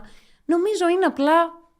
Δεν έχουν όλα εξήγηση, δηλαδή, σε ψυχικό και τέτοιο επίπεδο. Κάποια πράγματα είναι και λίγο και το βρυσάκι που βγάζει ίσως. Το αυτό, σε εσένα βγάζει παραπάνω. Τι να κάνουμε τώρα. Και ούτως ή άλλως εσύ έχεις και παραγωγικό άγχος. Δεν έχεις το άγχος το οποίο σε παγώνει, σε βάζει στον τοίχο και δεν σε αφήνει να κάνεις πράγματα. Όχι. Απλά επειδή και σωματικά το άγχος, άμα δεν είναι μια στο τόσο και είναι συνέχεια σε επηρεάζει, χρειάζεται διαχείριση. Ας πούμε, εγώ πέρασα μια πολύ δύσκολη φάση με το πολύ cool και με το κομμάτι λεφτά, γιατί δεν είχα την εμπειρία. Οπότε ο τρόπος που υπολόγιζα έσοδα, έξοδα κλπ. Ήταν πάρα πολύ στο περίπου. Και μου σκάγαν μετά πράγματα, ξέρεις, αυτό το κράτος. Ναι. Σου έρχεται μια ταυτότητα φιλής, λες τι είναι αυτά τα αρχικά, γιατί πρέπει να πληρώσω 2.500 ευρώ, ξέρεις, όλα αυτά. Δεν είχα μάθει να τα υπολογίζω σωστά. Οπότε σε κάποια φάση βρεθήκαμε και συν 2 πολύ κακοί μήνες, χωρίς λεφτά στην άκρη. Άρα άρχισε να δημιουργείται κάπως ένα κλίμα. Ναι, τύπου τα πάγια έξοδα παρέμειναν πάγια, γιατί αυτό σημαίνει πάγια. Αλλά τα έσοδα δεν ήταν τέτοιο, δεν υπήρχαν λεφτά στην άκρη. Οπότε ήταν ένα. Ξέρεις, σαν σε μια βάρκα που βγάζει νερά και πρέπει να βγάζει με τον κουβά και ταυτόχρονα να. Και αυτό διήρκησε πολύ μέχρι να το φέρω στα ίσα του. Το οποίο με οδήγησε σε επίπεδο άγχους που δεν έχω ξαναβιώσει. Και ξεκίνησα ξανά ψυχοθεραπεία. Λέω ξανά γιατί είχα κάνει μία φορά μετά από έναν χωρισμό που είχε περάσει. Το καλό είναι ότι. Ξέρω πλέον πότε να ζητάω βοήθεια. Πολύ σημαντικό. Το πιο σημαντικό. Ναι. Ας πούμε, την πρώτη φορά που σου λέω που ξεκίνησα ήταν λόγω ενός χωρισμού που μου είχε πάρει ένα χρόνο, κάθε πρωί ξύπναγα και έκλαιγα. Και λέω εντάξει. Έχει περάσει ένας χρόνος. That was my time limit. Μία σύνδεση που μπορεί να μην έχει, δεν έχει σημασία, δεν ξέρω. Τότε έκανες τη διπλωματική σου πάνω στον Παντελή Παντελίδη. Ήταν λίγο πιο πριν. Ό,τι είναι τώρα, δεν κρίνουμε. Ναι, είχα περάσει αυτή τη φάση και λέω κάτσε. Τι περιμένω, αφού ένα χρόνο γίνεται το ίδιο και το ίδιο ξανά. Προφανώς, I cannot handle this myself. Και εκεί ξεκίνησα ψυχοθεραπεία, με βοήθησε πάρα πολύ. Μετά όμως σταμάτησα γιατί ο τύπος ήταν σε φάση. Είχαμε φτάσει σε ένα σημείο δηλαδή μετά, που απλά λέγαμε πώς πήγε η εβδομάδα μας. Που είναι εκεί το σημείο που καταλάβαμε ότι δεν έχουμε κάτι πολύ να συζητήσουμε. Δεν με πολύ τρώει κάτι, αυτό ήταν πέρασε κλπ. Και αυτός βέβαια ήταν σε φάση. Θα τα ξαναπούμε κάποια στιγμή. Σταμάτησε εκεί για ένα διάστημα και ήρθε το πλήρωμα του χρόνου. Του στείλα πέρυσι, κύριε Διογέννη, γεια σας, τι κάνετε? Έχετε κανένα κενό? Η Σμαράγδα είμαι. Σε βοήθησε? πάρα πολύ. Αυτή τη φορά όμως, διότι είχα επιτέλους διάγνωση για κάτι που ήταν γενικευμένη αγχώδης διαταραχή. Το οποίο μου εξήγησε και είχε πολύ ενδιαφέρον ότι για να πεις ότι είναι γενικευμένη, ας πούμε, και ότι δεν είναι απλά έχω ένα άγχος, είναι ότι πλέον είναι τόσο πολύ το άγχος που διαχέεται και σε άλλους τομείς της ζωής σου. Δηλαδή, μπορεί εσένα το άγχος να σου έχει προκύψει από τη δουλειά, αλλά τελικά αυτό να έχει περάσει και να. Γιατί εγώ πήγα και του είπα, λοιπόν, έρχομαι για 2 διαφορετικούς λόγους. Στο κεφάλι μου ήταν 2 οι λόγοι. Το ένα είναι ότι έχω άγχος πολύ με τη δουλειά, γιατί γίνονται πολλά πράγματα και τέτοιο και νιώθω το αίσθημα της ευθύνης. Και το δεύτερο είναι ότι κάνω, του λέω, σε άσχετες φάσεις κακές σκέψεις. Όχι τύπου αυτό. Αλλά ας πούμε, έχουμε πει να έρθει σπίτι μου σε 7 η ώρα και έχει πάει 7:30. Δεν θα σκεφτώ, είχα στο λεωφορείο. Θα σκεφτώ, την έχει απαγάγει human trafficking ring. Πρέπει τώρα να πάρω το Amber Alert να το. Δεν πήγαινε δηλαδή ο νους μου στο. Πήγαινε πάντα με αγαπημένα μου άτομα κλπ. Δεν ξέρω, πήγαινε ο νους μου πάρα πολύ στο κακό. Το οποίο με βάρανε πολύ. Και του λέω: αυτά 2 διαφορετικά θέματα. Και ήταν σε φάση δεν είναι 2 διαφορετικά. Είναι ένα άγχος που πλέον έχει αρχίσει και διαχέεται και σε άλλους τομείς της ζωής σου. Και μου είπε ότι το άγχος είναι θέμα. Είναι καλό να το έχουμε, γιατί άμα σου έρθω εγώ με ένα όπλο και εσύ δεν αγχωθείς με αυτό, και αυτό δεν είναι. Είναι δυσλειτουργία. Οπότε το άγχος καλό είναι να υπάρχει γενικά, αλλά αποτελεί πρόβλημα όταν δεν υπάρχει πραγματικό αντικείμενο άγχους. Δηλαδή, απλά ξυπνάω και νιώθω ένα άγχος και δεν ξέρω γιατί. Δεν το είχα εγώ αυτό, γιατί ήξερα για ποιο λόγο αγχώνομαι. Έπρεπε να πληρώσω 10 άτομα τους μισθούς τους στο τέλος του μήνα, κάθε μήνα. Ενώ υπήρχε όλο αυτό το. Οπότε εγώ ήμουν στη δεύτερη περίπτωση του υπερβολικού άγχους. Και ξεκίνησα μια αγωγή και λέω: έτσι είναι η ζωή. Έτσι έπρεπε να κοιμάμαι, ας πούμε, τα βράδια. Μου ερωτάει ένα μεταξύ. Αυτό επίσης είναι κάτι άλλο. Δεν έχουμε πλήρη αντίληψη, γιατί εμείς μας ζούμε από μέσα. Είμαστε μέσα στο όχημα. Φυσικά. Που μας κουβαλάει. Ρωτάς έναν άνθρωπο, για παράδειγμα, που μπορεί να έχει μια αγχώδη και του λες: έχεις άγχος, και σου λέει 2 στα 5. Γιατί για αυτόν εκείνη η μέρα που βασανίζεται μπορεί να είναι 2 στα 5. Αλλά δεν έχει αντίληψη το τι σημαίνει αυτό στο γενικό πληθυσμό. Ακριβώς. Επίσης, εγώ, ας πούμε, είχα την εντύπωση ότι κοιμάμαι καλά τα βράδια. Και κοιμήθηκα με μια φίλη μου. Είχαμε πάει μια εκδρομή στην Πάτρα και ήμασταν στο ίδιο δωμάτιο. Και μου λέει το πρωί: μπρο, το ξέρεις ότι όλο το βράδυ κάνεις αγκροταλία στα δόντια σου. Και ήμουν σε φάση. Εγώ μια χαρά κοιμήθηκα, είδα και τα όνειρα, μια χαρά ξύπνησα ξεκούραστη. Είχα αυτή την εντύπωση, γιατί αυτό ήξερα. Και πάω που λες εκεί, μου λέει: μπρο, έχεις γενικευμένη αγχώδη διαταραχή. Θέλω να ξεκινήσει αυτή την αγωγή για να ρυθμιστεί το βρυσάκι. Ναι, και να είσαι και σε θέση να κάνεις την ψυχοθεραπεία. Ναι, γιατί μου είπε κάτι πολύ σημαντικό. Μου λέει: γιατί θέλω να σιγουρέψω ότι τις αποφάσεις σου τις παίρνεις εσύ και όχι το άγχος σου για σένα. Και μου έδωσε ένα παράδειγμα. Μου λέει: πώς είναι, μου λέει η μαμά που πας να φύγεις από το σπίτι και σου λέει να πάρεις ζακέτα. Και την παίρνεις τη ζακέτα. Τελικά την πήρες για να μην κρυώσεις εσύ, επειδή σου πει η μάνα σου να πάρεις ζακέτα. Το άγχος μου λέει η μάνα σου αυτή τη στιγμή, που σου λέει πράγματα. Και δεν μπορείς να διαχωρίσεις που είναι το. Και άρχισα να κοιμάμαι σαν άνθρωπος. Κατάλαβα τη σημασία του όντως κοιμάμαι τα βράδια. Γιατί σου λέω, εγώ νόμιζα ότι κοιμάμαι καλά. Ότι είναι normal να ξυπνάς. Με συγχωρείτε. Να ξυπνάς και να κάνεις έτσι και να σηκώνεσαι και να ξεκινάει η μέρα. Ενώ τώρα ξυπνάω το πρωί, τεντώνομαι, θέλω λίγο χρόνο που νιώθω. Άρα σε βοήθησε και πολύ. Ζαμπόν. Και ναι, λειτουργήσε η θεραπεία. Και θέλω να το πω αυτό σε ανθρώπους. Δεν χρειάζεται να φτάσεις στο αμήν γενικά για να ζητήσετε βοήθεια από κάποιον που είναι professional. Δεν είναι ότι δεν τα κατάφερα, δεν είναι αποτυχία. Αποτυχία είναι να κουβαλάς ένα σταυρό και να μην ζητάς λίγο βοήθεια. Σε ευχαριστώ τόσο πολύ για όλο αυτό που μοιράστηκες μαζί μας, γιατί δεν μπορώ να σου περιγράψω πόσος κόσμος ντρέπεται να ζητήσει βοήθεια. Δεν μπορεί να αξιολογήσει τα συναισθήματά του. Οπότε, όταν βγαίνει και κάποιος που. Εσύ συγκεκριμένα, αυτό που σου είπα πριν, το πιστεύω. Δεν φαίνεται καθόλου να έχεις άγχος. Φαίνεσαι τόσο εξωστρεφής, τόσο δυναμική. Είμαι σίγουρη. Παίρνεις τη ζωή. Οπότε, το να υπάρχει λοιπόν και να σου λέει ένα άτομο σαν εσένα αυτή τη στιγμή, ότι ναι, παιδιά, έχω γενικευμένη αγχώδη διαταραχή. Απλώς ξέρω να ζητάω βοήθεια και κάνω ό,τι καλύτερο μπορώ. Ακριβώς. Είναι ό,τι πιο σπουδαίο μπορούμε να κάνουμε για την ψυχική υγεία σήμερα. Ναι, να δείχνουμε ότι παίρνει πάρα πολλά πρόσωπα. Και μερικές φορές ένα πρόσωπο που υποφέρει μπορεί να είναι ένα πρόσωπο που φαίνεται να τα έχει όλα λυμμένα. Ναι. Τώρα ψηλό έχει λυθεί και αυτό. Απλά είναι και κάποια πράγματα που, ας πούμε, εγώ κατάλαβα όσο το συζητάμε και λοιπά, ότι μάλλον γεννήθηκα με άγχος. Ή από τότε που πέθανε ο πατέρας μου, που σου λέω, μπορεί να μου δημιουργήθηκε ένα υπαρξιακό υποσυνείδητο, ότι δεν ξέρω τι είναι, αλλά μάλλον δεν είναι και καινούριο για μένα. Οπότε εγώ νόμιζα ότι έτσι είναι η ζωή. Έχεις μάθει να ζεις με το άγχος. Αυτό ήξερα ότι είναι η φάση. Τώρα που ζω χωρίς το άγχος.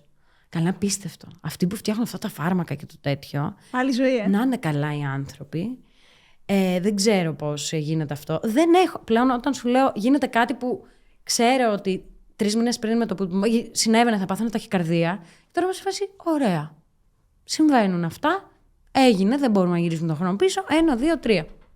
Δεν παθαίνω ταράκουλο, ρε εσύ. Είναι φοβερό. Επίπεδα άγχου, σου λέω, αφού είχα πάει σε καρδιολόγο, γιατί πάθαινα random αριθμίες, ταχυκαρδίες. Και μου λέει αυτό που λένε όλοι οι καρδιολόγοι. Επίσης, αν είστε καρδιολόγος ή κάτι σε γιατρό, μη ρωτάτε, μη λέτε αστεία όταν έρχεται κάποιος. Γιατί πάω και λέω, γεια σας, με βλέπει μικρή. Και να φάσει, εσύ τι είσαι εδώ. Του λέω κάτι ταχυπαλμές και αυτό και μου λέει, βρε, μήπως είσαι ερωτευμένη. Και εγώ μόλις είχα χωρίσει, αλλά πώς το διάλογες και σπουδαγμένος άνθρωπος, αν δεν τρέπεσαι. Έχουμε τον πόνο μας, ναι. Ναι, έχουμε τον πόνο μας, έχουμε και εσένα να κάνεις αστιάκια, λολ χαχά, μήπως έχεις ερωτευτεί. Τέλος πάντων. Μου έκανε όλα αυτά, έβαλα χόλτερ. Ένιωθα ρόμποκοπ εκεί 2 μέρες και κοιμήθηκα με τον χόλτερ. Πήγε μετά, τα είδε, μου λέει, ναι. Βλέπω εδώ το βράδυ έπαθες ένα έτσι, εκεί αυτό. Ναι, μάλλον έχεις πολύ άγχος. Και μου σε φάση, ωραία. 50 ευρώ. Είστε σίγουρα καρδιολόγος? Ευχαριστώ πολύ. Να είσαι καλά. Ναι, και αυτό που μου έκανε εντύπωση ήταν ότι εγώ δεν... Ρε παιδί μου, κάπως νομίζουμε ότι εμείς ξέρουμε καλύτερα για εμάς από τους άλλους. Αλλά είμαστε τόσο blind στο ποιοι είμαστε. Δηλαδή, εγώ πολλές φορές χρειάζομαι το feedback των ανθρώπων γύρω μου για να οριοθετηθώ και να με καταλάβω. Γιατί εγώ λέω πράγματα που θεωρώ είναι σωστά, αλλά μιλάς με έναν άνθρωπο και σου λέει, ρε, ξέρεις κάτι. Ας πούμε, έμαθα τις προάλλες ότι έχω 2 mode σε μια συζήτηση, σε μια παρέα. Ή μιλάω ή δεν ακούω. Okay. Και είμαι σε φάση, αυτό γιατί το έμαθα στο 29 μου για τον εαυτό μου. Γιατί κανείς δεν έχει έρθει να μου το πει. Καλά είσαι. Αυτό να ξέρεις ισχύει με όλες τις συμπεριφορές που δεν διευκολύνουν τους άλλους. Πηγαίνω σε εταιρείες να κάνω, για παράδειγμα, σεμινάρια για το mobbing, για την παρενόχληση στο χώρο εργασίας. Και το άτομο που είναι ο νταΐς του γραφείου μπορεί να έρθει στο τέλος της συζήτησης και να μου πει, ρε, εσύ, σε ευχαριστώ πολύ, κατάλαβα ότι μου κάνουν bullying. Ναι. Γιατί αυτός γεύεται τις συνέπειες των συμπεριφορών του, χωρίς να έχει σκεφτεί τι κάνει για να τις προκαλέσει αυτές τις συνέπειες. Άρα, δεν του έχει πει κανείς ποτέ ότι εσύ είσαι το πρόβλημα. Ναι. Για σένα είμαστε σήμερα εδώ, για σένα φέραμε τη Φράγκου να μας κάνει ομιλία. Ωραία. Τώρα το μάθατε. Εσείς που... Ναι, το μάθατε. Αλλά θέλω να πω ότι δυστυχώς είναι κάτι το ότι δεν έχουμε μάθει να μιλάμε ανοιχτά για τα πράγματα που μας ενοχλούν. Κάτι το ότι δεν έχουμε μάθει πώς να ερχόμαστε σε σύγκρουση με έναν παραγωγικό τρόπο. Κάτι το ότι δεν θέλουμε και πολύ να κοιτάξουμε μέσα μας και δεν δεχόμαστε κι εμείς το feedback όταν μας το δίνουν. Φέρνει σαν αποτέλεσμα το, όπως είπα πριν, να παραβιάζουμε πολύ περισσότερο από ό,τι παραβιαζόμαστε. Μια άλλη συνειδητοποίηση που είχα κάνει για τον εαυτό μου, που ήταν στο πρώτο session ψυχοθεραπείας που είχα κάνει τότε, που σου λέω, που ήμουν 20 κάτι, 21, και είχα χωρίσει. Στην πρώτη συζήτηση μου είπε αυτός ο άνθρωπος κάτι που δεν μου το είχε πει ένας φίλος μου μία φορά. Μετά πήγαινα και του έλεγα, ρε, γιατί, τέλος πάντων, μου λέει, μιλάω, εγώ λέω για το χωρισμό μου και πώς νιώθω και η τάδε και μου λέει στο τέλος, ωραία, θα τα πούμε ξανά την επόμενη εβδομάδα. Προφανώς μου λέει, δεν μπορώ να σου πω κάτι, είναι η πρώτη μας γνωριμία κλπ. Μια παρατήρηση μου λέει μόνο. Μπορώ να κάνω και λάθος βέβαια. Παρατηρώ ότι σε ό,τι μου περιγράφεις υπάρχει μια υπερβολή. Δηλαδή δεν θα μου πεις, η ζωή, πολύ καλό κορίτσι. Θα μου πεις, το καλύτερο κορίτσι, δεν υπάρχει καλύτερη. Ή δεν θα μου πεις, και έγινε αυτό και στεναχωρήθηκα. Θα μου πεις, και έγινε αυτό. Και πέσα στα πατώματα. Και ήμουν χάλια, δεν έχει υπάρξει κανένα. Δηλαδή, μου λέει, σε ότι ο τρόπος, οι λέξεις που χρησιμοποιείς έχουν όλες οι περιγραφές μια υπερβολή. Στα κάγκελα όλα, προς τα πάνω, προς τα κάτω. Και μαζεύτηκα εγώ λίγο, ξέρεις, νιώθω αυτό ότι μου επιτέθηκε κάποιος. Και μου σε φάση, ναι. Και μετά άρχισα να παρατηρώ τον τρόπο που μιλάω για τις λέξεις που λέω. Και μου σε φάση, είμαι τρελή. Πώς γίνεται ένας φίλος μου να μην έρθει να μου πει, ρε Σμαραγδάκη, μήπως δεν γίνεται Ναι, γιατί το έχουν όλα συνηθίσει. να είναι στα κάγκελα. Ναι, γιατί το έχουν συνηθίσει. Μόνιμα. Γιατί μπορεί και αυτή να είναι έτσι. Ξέρεις όμως πόσο με βοήθησε, διότι οι λέξεις δημιουργούν πραγματικότητα. If you can't name it, you can't tame it. Ακριβώς. Άρα εγώ ό,τι έλεγα με το wording που το έλεγα, η Μαρία της γειτονιάς, όλα είναι μεξικάνικο στη ζωή μου που συμβαίνουν, main character energy. Δεν την πάλευα. Δηλαδή και εγώ έπειθα τον εαυτό μου ότι ό,τι ζούσα. Ήταν too much. Ναι, δεν ήταν τελικά. Ξέρεις, άρχισα. Δηλαδή εκεί που θα έλεγα μια υπερβολή, το άκουγα από τη στιγμή που μου το είπε αυτός. Και το γεγονός ότι μου το είπε ένας άσχετος άνθρωπος. Εντάξει, θα μου πει, έχει σπουδάσει και 100 χρόνια για να τα λεφτά. Και δεν είχε έρθει τόσα χρόνια ένας φίλος μου να μου πει, το ξέρεις αυτό για τον εαυτό σου. Έπαθα σοκ. Το πόσο blind να σου πω πάντως κάτι. Εγώ δεν είμαι καθόλου κατά αυτής της λογικής των φίλων. Θέλω οι φίλοι να είναι υποστηρικτικό σύστημα. Και θέλω οι φίλοι να μην μας κάνουν τόσο challenge και τόσο pushback, για να μπορούμε να πάμε να κλάψουμε και στον νόμο τους. Ναι, συμφωνώ. Αν ο φίλος τώρα αρχίσει να παίρνει το ρόλο του ψυχολόγου και του coach ή του γονιού ή του δικαστή, ναι, μετά χάνεται η όλη έννοια του συστήματος υποστήριξης. Έχεις δίκιο, αλλά υπάρχουν τρόποι και τρόποι να πεις κάτι, ρε παιδί μου, σε κάποιον. Δεν σημαίνει ότι θα μου έλεγε, θα με έβαζε κάποιος στη γωνία και θα μου λέει, λοιπόν. Δεν ξέρεις, ίσως και ο τρόπος με τον οποίο το λέγανε να μην τον άκουσες και εσύ τότε, ποιος ξέρει. Σε κάθε περίπτωση νιώθω ότι όσο είμαστε σε θέση να ακούσουμε, τόσο μας λένε. Το βλέπω και από τον εαυτό μου. Δηλαδή, όταν ήμουν πιο μικρή, που ήμουν πολύ πιο παθιάρα στις αντιδράσεις μου και να μου λέγανε κάτι, θα έλεγα όχι, έτσι είναι. Και μετά σταμάτησαν να μου λένε. Ενώ τώρα που είμαι πολύ πιο ήρεμη, οι ίδιοι ακριβώς φίλοι, γιατί εγώ έχω και την τύχη να έχω τους ίδιους φίλους 100 χρόνια. Κάτι κάνεις καλά. Προσπαθώ πολύ να παίρνω το feedback. Τώρα λοιπόν σήμερα θα μου πούν ότι αυτό εκεί δεν το διαχειρίστηκε σωστά. Ναι, και σε εγώ πιο θα πω. μικρές ηλικίες ίσως είναι σκληρό. Εντάξει, δεν διαχειρίστηκα σωστά. Ναι. Με ξέρεις ένα φίλο μου, το φίλο μου το Θάνο, που τον ονομάζω Chief Justice. Ο οποίος δεν μετριάζει ποτέ τίποτα. Του δικαίου. Μπορεί να είσαι χάλια, ρε, στα πατώματα για ένα θέμα, θα σε κάνει να νιώσεις χειρότερα. Εσύ έφταγες. Δεν έχει σημασία. You brought it to yourself. Πάντα όμως. Ναι. Εντάξει, το ξέρω, Θάνο. Χρειάζονται και αυτοί οι δεν σε φίλοι. πήρε γι' αυτό. Χρειάζονται όμως και αυτοί. Ναι. Και τελικά μετά από τόσα χρόνια που έχεις δοκιμάσει πράγματα, που έχεις πειραματιστεί, που έχεις κάνει ψυχοθεραπεία, που έχεις πέσει, που έχεις ξανασηκωθεί, αν έπρεπε να δώσεις μια συμβουλή σε έναν άνθρωπο που είναι σε κάποια από αυτές τις φάσεις και έχει τόσα πολλά μέσα του και αυτός επίσης δεν ξέρει τι να πρωτοκάνει, μπορεί να του αρέσει και η μουσική και να του αρέσει και λίγο το επιχειρηματικό και να χάνεται και να έχει άγχος, ποια θα ήταν? Για να σκεφτώ. Νομίζω θα ήταν σαν προτεραιότητα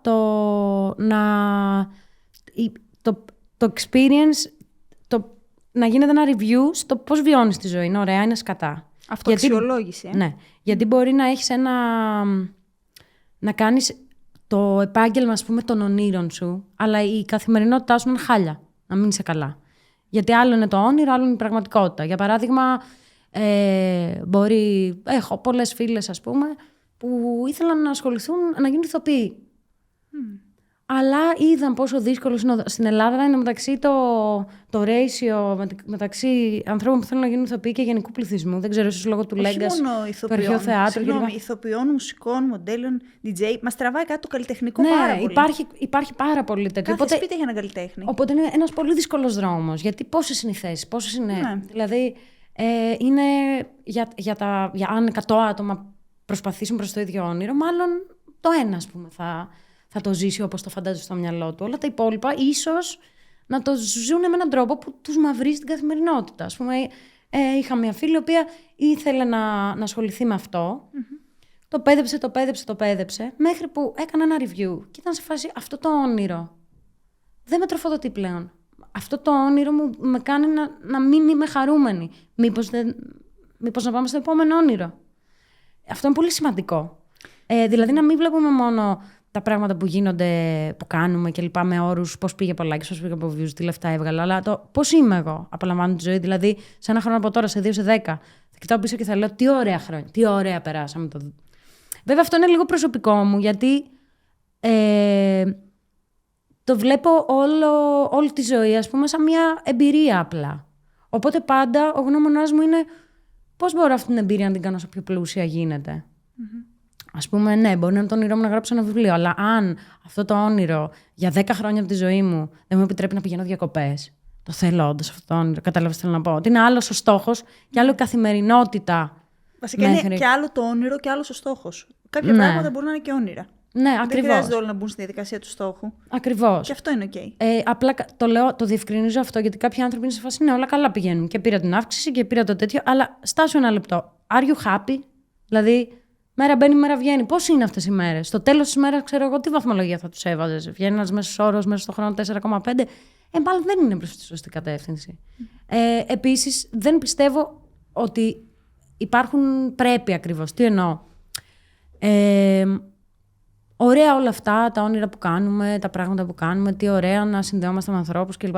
Στην πραγματικότητα όμως, ούτε ο κόσμος, ας πούμε, οφείλει να πάει προς μια συγκεκριμένη... Κάπως δηλαδή υπάρχουν άνθρωποι... Εμένα ένα πράγμα που με εκνευρίζει πάρα πολύ είναι όταν με λένε αισιόδοξη.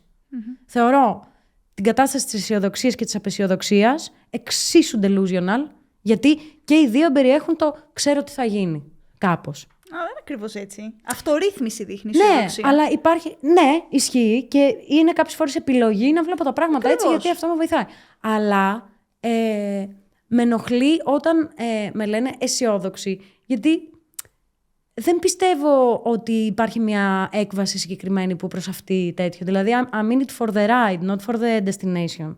Κατάλαβες? Εγώ ξέρεις τι έχω παρατηρήσει όση ώρα μιλάμε. Σε ενοχλούν τα κοπλιμέντα γενικά. Εξαρτάται ποια θα είναι. Φαίνεται ότι όταν σου λένε καλή κουβέντα, αισιόδοξοι να σου πούν γενναία, όπως είπα πριν. Σε κάνουν λίγο να νιώθεις άβολα. Ξέρεις ποιο μ' αρέσει? Όχι, γιατί το αισιόδοξη, όποτε μου το λένε άτομα τα οποία θεωρούν ότι παρά είμαι. Άρα το λένε για να σε προσβάλλουν. Δεν το Ναι, λένε για σε καλό. φάση ότι φοβερό ρε παιδί μου, πολύ αισιόδοξο. Όλα πάνε σκατά και εσύ εκεί αισιόδοξη. Και είμαι σε φάση δεν είμαι αισιόδοξη. Είμαι καλύτερα informed Άρα από δεν εσένα. σε ενοχλούν τα κοπλιμέντα, σε ενοχλεί ας πούμε η παθητική επιθετικότητα, όχι το να σε λένε αισιόδοξη. Ναι, μάλλον. Απλά ξέρεις, υπάρχουν αυτοί που είναι απεσιόδοξοι, οι οποίοι νομίζουν ότι είναι ρεαλιστές. Λολ. Υπάρχουν αισιόδοξοι που είναι τρελαρό. Εγώ νιώθω λίγο πιο ότι. Βλέπω τι κάρτες έχω στο τέτοιο μου, ποια είναι η φάση, τι μπορώ να κάνω. Και πάντα όλο αυτό γίνεται με γνώμονα αυτό που σου έλεγα. Η ζωή να είναι μια ωραία εμπειρία. Να μην περιμένω ένα σημείο για να γίνει κάτι άλλο. Π.χ. εγώ έχω θέμα με τη σύνταξη, σαν κόνσεπτ, ας πούμε. Με τη σύνταξη. Μου φαίνεται αδιανόητο ότι η σύνταξη, η φάση, έλα τώρα πάρε λεφτά και ξεκουράσου. Γίνεται στη για φάση. ένα δευτερόλεπτο νόμιζα η σύνταξη υποκείμενο ρήμα και λέω πολύ cool. Έχω πρόβλημα η με τη σύνταξη σύνταξη. είναι πολύ cool. Ενώ με το παίρνω σύνταξη, μου φαίνεται το κόνσεπτ τόσο ανάποδο αντί να δίνεται μετά το σχολείο η σύνταξη για κανένα δεκάρι χρόνια. Μια να βρεις τι θες να κάνεις. Όχι, ή να δίνεται και πριν και μετά, κάπως με ένα σπασμένο τρόπο. Αλλά Να σε είναι βοηθά να δυνατόν. ξεκινήσεις τη ζωή σου. Γενικά, εγώ έχω θέμα με αυτό που ξέρεις. Είμαστε όλο σε φάση τα παιδιά, όλα για τα παιδιά και για τα παιδιά. Και υπάρχει μια σκληρότητα προς τους ενήλικες σε όλα τα πράγματα. Ας πούμε, καταλαβαίνω. Ας πούμε, το αυτοκολλητάκι που λέει πρόσεχε, baby on board. Το γεγονός ότι πρέπει να βάλουμε αυτό για να προσέξει κάποιος άλλος. Ότι εδώ υπάρχει παιδί. Ή ότι λένε αυτό το αν γλιτώσει το παιδί. Γιατί τόσο κλασμένους έχουμε τους ενήλικες και πρέπει να τους. Να είναι τόσο σκληρό το τέτοιο. Και πρώτα θα δουλέψει 180 χρόνια, μαζέψει 1.000.000 ένσημα κι αν. Και μετά θα πάρεις 500 ευρώ το μήνα για να απολαύσεις τη ζωή σου. Ενώ το σώμα σου έχει εγκαταλείψει γιατί δούλευες ήδη 40 χρόνια. Μου φαίνεται πάρα πολύ ανάποδο. Οπότε εγώ είμαι σε φάση. Τώρα δεν θυμάμαι πού ξεκίνησα να τα λέω όλα αυτά. Δεν έχει σημασία. Είμαι σε φάση με αυτό το θέμα θέλω να τελειώνω. Νωρίς. Δηλαδή θέλω να χαρώ τα νιάτα μου πλήρως. Θέλω να μην περιμένω μέχρι ένα σημείο που θα είναι το φτούξ ελευθερία. Θέλω να υπάρχει. Να ζεις το process. Ναι. By the way, για να μπορείς να ζεις το process, you have to plan things. Δεν είναι ζω το τώρα και κάθε μέρα είναι μια. Έχω ένα plan, μια κατεύθυνση για να μου επιτρέπει να μπορώ να ζω το τώρα, ρε παιδί μου. Γιατί το απλά ζω το τώρα, εντάξει, δεν θα μπορούσα να το κάνω ποτέ. Θέλω λίγη ασφάλεια, λίγο να ξέρω. Επίσης, το ξέρεις αυτό που λέει. Να κοιτάς εκεί που θες να πας, γιατί αλλιώς θα πας εκεί που κοιτάς. Τι ωραίος τρόπος να βάλεις σειρά αυτές τις λέξεις. Πάρα πολύ ωραίος τρόπος. Πάρα πολύ μου αρέσει αυτό. Οπότε αυτό νομίζω είναι πολύ. Κάποια στιγμή που το σκεφτόμουν, δεν το είχα επεκτείνει και λίγο.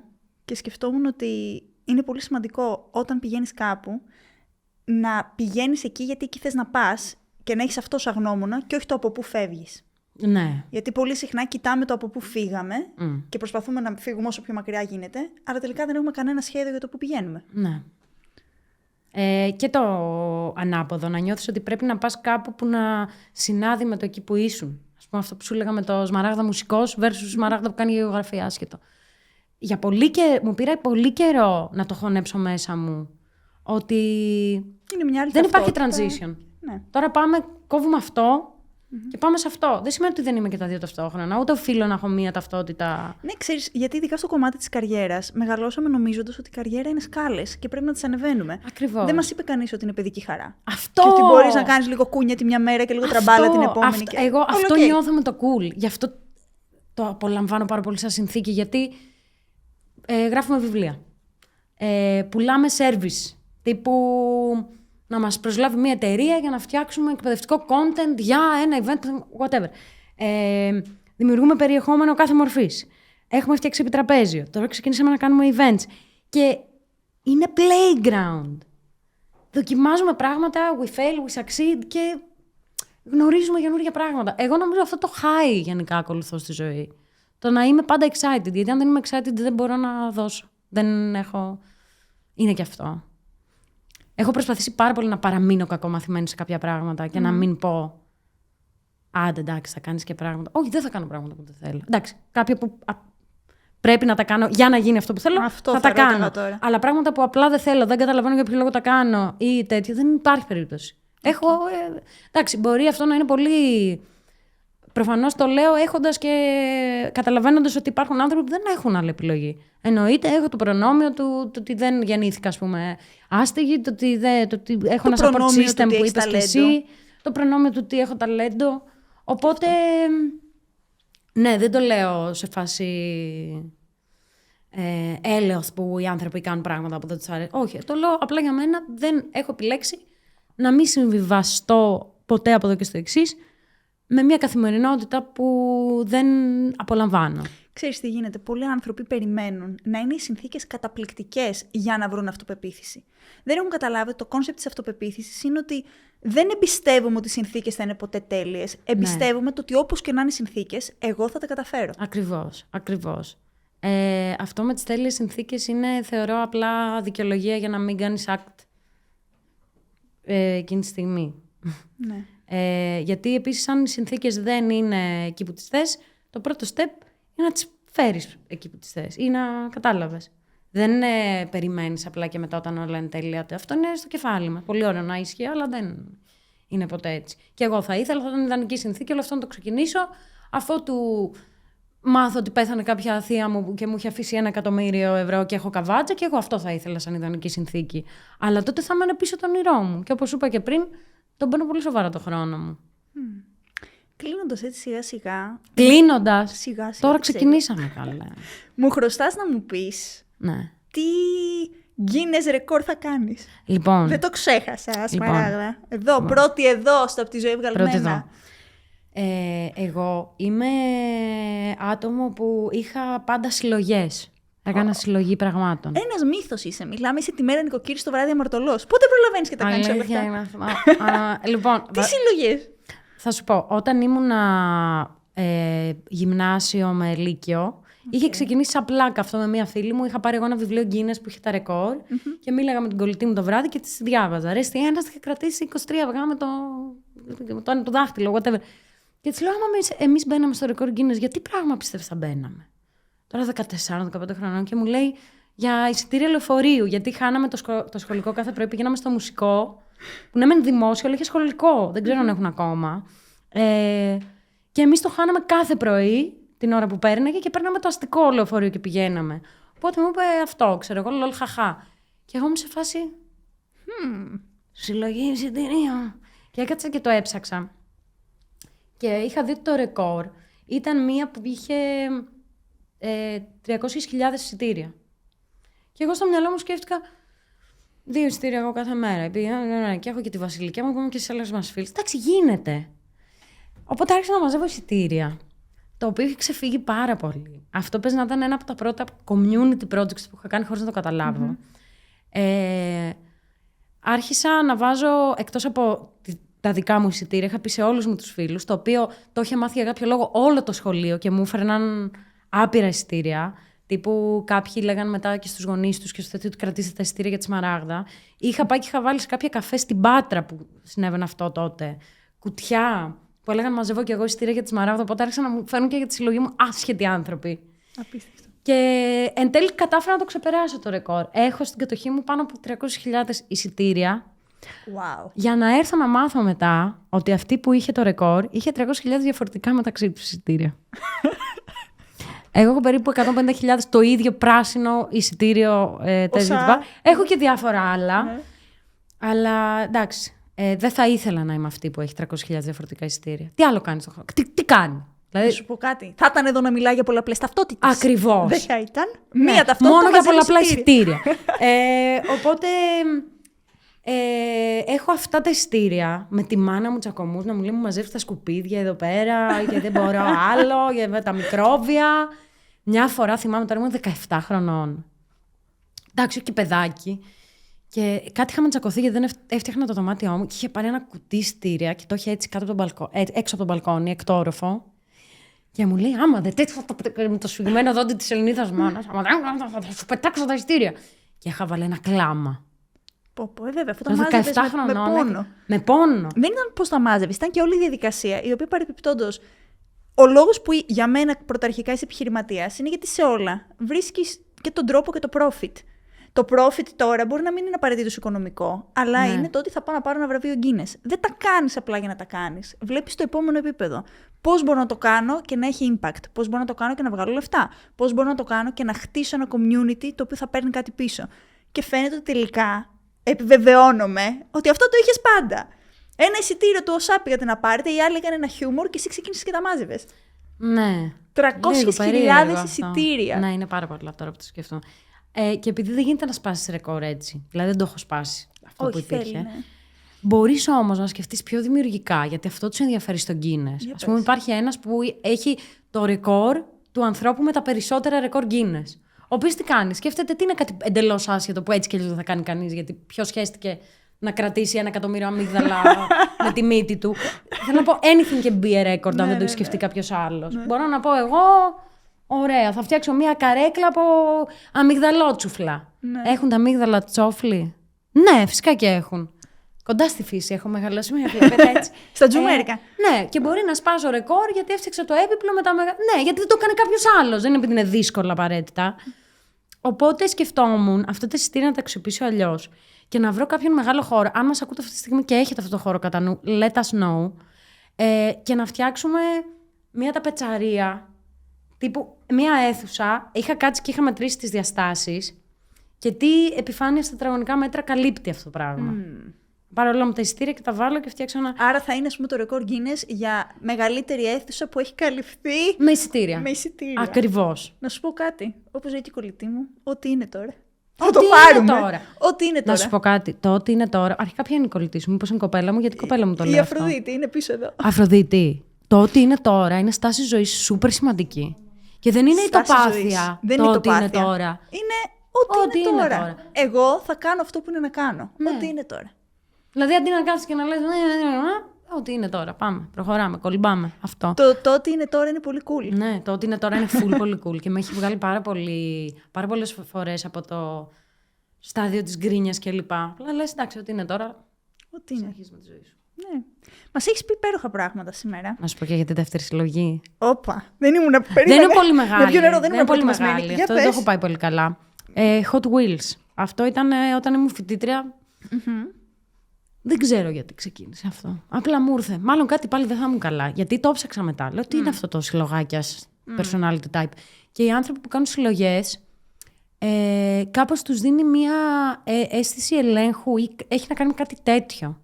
Το να έχεις αιμονή με τις συλλογές. Βλέπω ένα pattern στο ότι στο προηγούμενο από τη ζωή βγαλμένη ήταν εδώ ο Θωμάς Ζάμπρας, που επίσης είναι πολύ δημιουργικός, που επίσης έχει πολλά κοινά χαρακτηριστικά μαζί σου και αυτός κάνει συλλογές με αρώματα. Βλέπεις. Μας κάτι είπε δεν πάει απίστευτα καλά. νούμερα.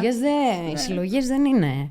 Εντάξει, είναι ένα πολύ φαν πράγμα να κάνεις, σε φέρνει κοντά με άλλους ανθρώπους που έχουν τα ίδια ενδιαφέροντα κλπ. Τώρα δεν ξέρω πόσους φίλους θα κάνεις με τα εισιτήρια. Ναι, με τα Hot Wheels, με τα εισιτήρια. Είχα κάνει, φαντάσου, είχα ανακαλύψει ότι κάποιοι άνθρωποι είχαν ανακαλύψει βασικά πλαστά εισιτήρια στην Πάτρα. Γιατί εγώ, δεν τρέπομαι, δεν χαίρομαι που το λέω, δεν είμαι περήφανη που το λέω, αλλά από ένα σημείο και μετά, αιμονής, είχα αρχίσει να μαζεύω εισιτήρια που είναι σε καλή κατάσταση από το δρόμο, από τα σκουπίδια, δίπλα στις στάσεις δηλαδή που είχε πάντα να κάτω, κοίταγα. Τα από πάνω τα άθικτα τα έπαιρνα. Okay. Θέλω να σας πω ένα πράγμα που μου κάνει τρομερή εντύπωση. Πώς είναι στα καρτούν που πάντα έχει μια μπανανόφλουδα στα σκουπίδια. Ρε, μα το Θεό, σε όλα τα σκουπίδια έχει μια μπανανόφλουδα. Δεν είναι. Δεν είναι αστικός μύθος. Δεν είναι ψέμα. Έχω ψάξει τα σκουπίδια με τα χέρια μου. Σε κάθε κάδο έχει μπανανόφλουδα. Ποιος τρώει μπανάνες στον δρόμο, έχεις δει? Πες μου, έχεις δει μία φορά κάποιον άνθρωπο να τρώει μια μπανάνα στον δρόμο? Εσύ. Ωραία, να και η μπανανόφλουδα. Εδώ μαζί την έχω. Για να τη φάω. Τρως στον δρόμο την μπανάνα. Τι είναι εδώ στον δρόμο? Κάνεις eye contact με κόσμο. Δεν κοιτάς κάτω. Κοιτάω κάτω και πάρα πολύ ενοχικά. Ναι. Αλλά δεν θέλω να φάω σοκολάτες. Τι να κάνω? Γι' αυτό έχεις και αυτή την κορμάρα που έχεις. Ευχαριστώ, Σμαράγδα μου. Προσπαθώ πάρα πολύ να ξέρεις. Ξέρεις ποιο είναι το κομπλιμέντο που δεν το παίρνω βαρέως και το χαίρομαι πιο πολύ από όλα? Το τούμπανοκτίνος, πόσο όμορφη είσαι και τέτοια. Ναι. Λοιπόν, θέλω να σας πω κάτι. Δεν μου φαίνεται. Θα σηκωθώ να με δείτε ολόκληρη. Σήκω. Λοιπόν, το βλέπεις εδώ. Γεννήθηκα για να φέρω παιδιά στον κόσμο. Το κάνει. Εδώ έχω αυτό και λοιπά. Ελπίζω να μην έχεις βγει εκτός κάδρου, αλλά θα μας το λέγανε. Για πες. Κάνω 4 φορές τη βδομάδα personal. Εδώ και πολλά χρόνια. Έλα ρε θηρίο. Ναι. Αυτό δείχνει συνέπεια. Αυτό ήθελα να σου πω. Ξέρεις όμως ποιο ήταν το μυστικό? Ναι. Ότι αυτό το προσπαθώ, από το σπίτι μου δεν το είχα καθόλου χτίσει σαν συνήθεια, το physical τέτοιο. Η μάνα μου απλά μου έφερε κομμένα φρούτα. Ήμουν και τελευταίο παιδί, είχαν βαρεθεί να πηγαίνουν μπαλέτα, κολυμβητήρια τέτοια. Εγώ αγγλικά έκανα μεγαλώνοντας. Δεν είχε, η άθληση δεν ήταν τύπου κάτι που το έμαθα από το σπίτι μου. Και φεύγοντας από το σπίτι άρχισα να προσπαθώ να το χτίσω σαν συνήθεια. Είχα πει ότι θέλω να είμαι, παρόλο που δεν έχω μάθει έτσι, θέλω να γίνω από τα άτομα που πάνε για τρέξιμο στις 6 το πρωί. Ακόμα εκεί δεν το έχω φτάσει. Το τρέξιμο θεωρώ ότι άμα δεν με κυνηγάει ένα ντόπερμαν, δεν θα τρέξω, είναι η αλήθεια. Αλλά είπα θέλω να γυμνάζομαι τακτικά, να προσέχω το σώμα μου, αυτό με κουβαλάει στον κόσμο. Μέχρι τα 30 whatever δεν θα μασάει και το ξέρω. Αλλά πρέπει να έχεις κάνει και λίγο δουλίτσα πριν να το έχεις φροντίσει. Όταν μπεις. Μην περιμένεις απλά να αρχίσεις να πονάς για να λες «Ω, η μέση μου γι' αυτά». Χτίσε ένα infrastructure. Το προσπαθούσα αυτό από τα 20. Ξεκίναγα γυμναστήριο, σταμάταγα γυμναστήριο. Ξαναξεκίναγα γυμναστήριο, ξανασταμάταγα γυμναστήριο. Μέχρι που το ξεκίνα σταμάτα. Άρχισα να σκέφτομαι, ναι, έχω σταματήσει πολλές φορές, αλλά άλλες τόσες συν μία έχω ξαναρχίσει. Ακριβώς. Οπότε, keep pushing, το έχεις. Πάθαινα δηλαδή κάψιμο, πήγαινα, ξέρω εγώ, και μετά 3 μήνες αυτοτιμωρία έτρωγα χειρότερα από ό,τι έτρωγα πριν, ας πούμε, και να μην κουνιέμαι και καθόλου. Και τα τελευταία 4 χρόνια, 3 χρόνια, κάνω σταθερά 4 φορές την εβδομάδα personal. Θα μου πεις, δεν σου φαίνεται, ξέρεις γιατί? Γιατί ισχύει αυτό που λένε ότι η διατροφή είναι το παν. Η διατροφή είναι το παν. Ναι, δηλαδή έχω ένα six-pack, το οποίο απλά είναι. Δεν φαίνεται, είναι βαθιά. Πάντως, μια χαρά φαίνεσαι, να ξέρεις. Τώρα δεν ξέρω τι στερεότυπα είναι αυτά, αλλά μια χαρά είσαι. Γλυκύτατη, πανέμορφη, νέα. Ευθυτενής. Ευθυτενής, καλά. Λοιπόν, Σμαράγδα, Ξέρεις πώς Αλεξανδρή κάνει για το ευθυτενές? Άκου να σου πω κάτι, γιατί είσαι ένας μικρός απατεωνάκος. Έρχεσαι εδώ, μας λες. Δεν ξέρω, δεν είμαι, δεν ξέρω πώς να το πω τι. Εγώ βλέπω εν τέλει έναν άνθρωπο, ο οποίος παίρνει ρίσκα, δοκιμάζει πράγματα, σηκώνεται, πέφτει, ξανασηκώνεται, προστατεύει τους φίλους του. Δεν φοβάται να πει τη γνώμη του. Μια χαρά τα κάνεις όλα. Ευχαριστώ πάρα πολύ. Πάνω απ' όλα, ξέρεις πότε να ζητήσεις βοήθεια, ξέρεις πότε δεν τα κάνεις καλά. Αυτό θέλω να το ακούσουν όλα τα άτομα που έχω προσλάβει και είναι σε αυτήν την ομάδα που έχουν να μου πούνε ένα καλό λόγο, δεν ξέρω. Να σου πω κάτι. Όταν γίνεις αφεντικό, σταματά να σου λένε κομπλιμέντα οι άνθρωποι. Το έχω παρατηρήσει. Είναι χάλια. Το έχω παρατηρήσει. Γιατί θεωρείται γλύψιμο. Δηλαδή να έρθει κάποιος να μου πει ρε, εσύ γαμάτο αυτό που έκανες. Δεν θα έρθουν. Ναι, ναι. Η βοηθός μου Γεωργία, μεγαλύτερο roasting δεν μου έκανε κανένας άλλος στη ζωή μου. Πες καμιά καλή κουβέντα, ρε Γεωργία, και εσύ. Πες καμιά καλή κουβέντα. Θα μου πει, θα νιώθω εγώ μερικές μέρες έτσι πάρα πολύ ωραία. Θα μου πει, πήγες γυμναστήριο την προηγούμενη εβδομάδα? Έχεις πέσει, βλέπω. Πάρε, φίλε. By the way, επειδή έλεγα αυτό για το γυμναστήριο, κάποιες φορές, άμα ξεκινάμε κάτι και μετά το παρατάμε. Δεν σημαίνει ότι αυτό ήταν και τέλος. Μπορεί ο τρόπος που το κάνουμε να μην βολεύει. Ας πούμε, εγώ πήγαινα γυμναστήριο. Θεωρώντας δηλαδή ότι το βάρος της συνέπειας το έχω εγώ να το διαχειριστώ. Λολ, από πότε? Τι έκανα λοιπόν? Δοκίμασα το γυμναστήριο, δεν μου λειτουργήσε. Πάντα το παρατούσα. Ξεκίνησα personal με ένα φίλο μου, διπλό personal, οπότε μας έβγαινε κομπλέκη τιμή και αυτός ερχόταν στο σπίτι. Δεν είχα επιλογή. Βρίσκεις και λύσεις. Ναι. Very demure, very mindful. Very demure και very μαθαίνουμε σήμερα? mindful. Γιατί, Ορίστε. ας πούμε, σήμερα εγώ είχα ξεχάσει καν ότι έχω γυμναστική. Πάω να ετοιμαστώ να έρθω εδώ και βλέπω στο σαλόνι τον personal trainer να κάθεται έτσι και να γελάει. Μου λέει: Μην ξεχάσει ότι το είχαμε βάλει το 12.30. Του λέω: Ναι, άντε πάμε. Ξαναβγάζω τα ρούχα, κάνω τη γυμναστική. Οπότε κατάλαβα ότι για να πετύχω αυτό που θέλω, πρέπει να βρω έναν άνθρωπο που θα έρθει να μου χτυπάει το κουδούνι. Και δεν μπορώ να πω εγώ ψέματα μετά. Δεν έχω αρρώστησα τέτοιο. Είναι κάτω ο άνθρωπος. Για να το γενικεύσουμε. Και μου αυτό, έχει βάλει και το policy. Ναι. Άμα τα κυρώνεις χωρίς λόγο, θα στα χρεώνω. Σωστό. Ναι. Οπότε πρέπει να βρούμε και το. Για να πετύχουμε αυτό που θέλουμε, πρέπει οπωσδήποτε να φτιάξουμε διαδικασίες και πρέπει να έχουμε τελετουργικά. Ό,τι εξυπηρετεί τον καθέναν. Δεν πάει σε όλους το personal. Σε κάποιον άλλον μπορεί να πηγαίνει το online, σε κάποιον άλλον μπορεί το να ομαδικό. θέλει το ομαδικό. Ναι. Απλώς το ότι κάτι δεν σου πήγε δεν είναι λόγος για να παρατήσεις Try τον αρχικό στόχο. Try another way προς τον ίδιο στόχο. Υπάρχουν πολλοί. Τέλεια. Σε ευχαριστώ πάρα πολύ που ήρθες σήμερα εδώ. Εγώ σε ευχαριστώ πάρα πολύ. Και επειδή στην αρχή είπες ότι δεν ξέρεις πώς να συστήνεσαι, εγώ θα σου έλεγα να λες: Είμαι η Σμαράγδα, είμαι επιχειρηματίας, είμαι πολύ γενναία και ενδυναμώνω τους άλλους. Γιατί εγώ αυτό θα κρατήσω από σένα σήμερα. Σε ευχαριστώ πάρα πολύ. Δεν υπάρχει περίπτωση να συστηθώ έτσι σε κανένα. Θα μου πούν τι μαντανόηση, Ζημωρή, φύγε από εδώ. Αλλά λες να κρατήσω το επιχειρηματίας. Σου ταιριάζει γάντι. Γάντι. Και νομίζω ότι είσαι από τα άτομα που γεννήθηκαν για να κάνουν αυτό ακριβώς που κάνεις. Ρε, σε ευχαριστώ. Τι γλυκιά που είσαι. Σε ευχαριστώ πάρα πολύ. Πολύ καλή. Με έκανες να νιώσω πολύ ωραία σε αυτή τη συνέντευξη. Και εγώ σε ευχαριστώ, με έκανες να νιώσω πολύ ωραία, κυρίως γιατί νιώθω ότι αυτοί που μας ακούνε νιώθουν καλύτερα για τον εαυτό τους τώρα. Και αυτό ήταν το πρωταρχικό που σκεφτόμουν όταν κάνω αυτό. Να βοηθήσω τους ανθρώπους που μας ακούνε να νιώθουν λιγότερο μόνοι. Τέλεια. Μακάρι να το πετύχαμε λιγάκι με αυτή τη συζήτηση. Ελπίζω να πήρατε πράγματα. Και να μας στείλετε σχόλια. Ναι. Να βρείτε τη Σμαράγδα. Τι να σας πω, να σας πω εγώ να βρείτε τη Σμαράγδα. Παντού είναι και να μην θέλετε να τη βρείτε, θα σας βρει αυτή. Να προσέχετε τους εαυτούς σας, να λάμπετε και όπως είπε η Σμαράγδα, να χαίρεστε τη ζωή. Γιατί ο χρόνος είναι τους ανθρώπους μας. Να χαίρεστε τη ζωή. Κρατήστε αυτό.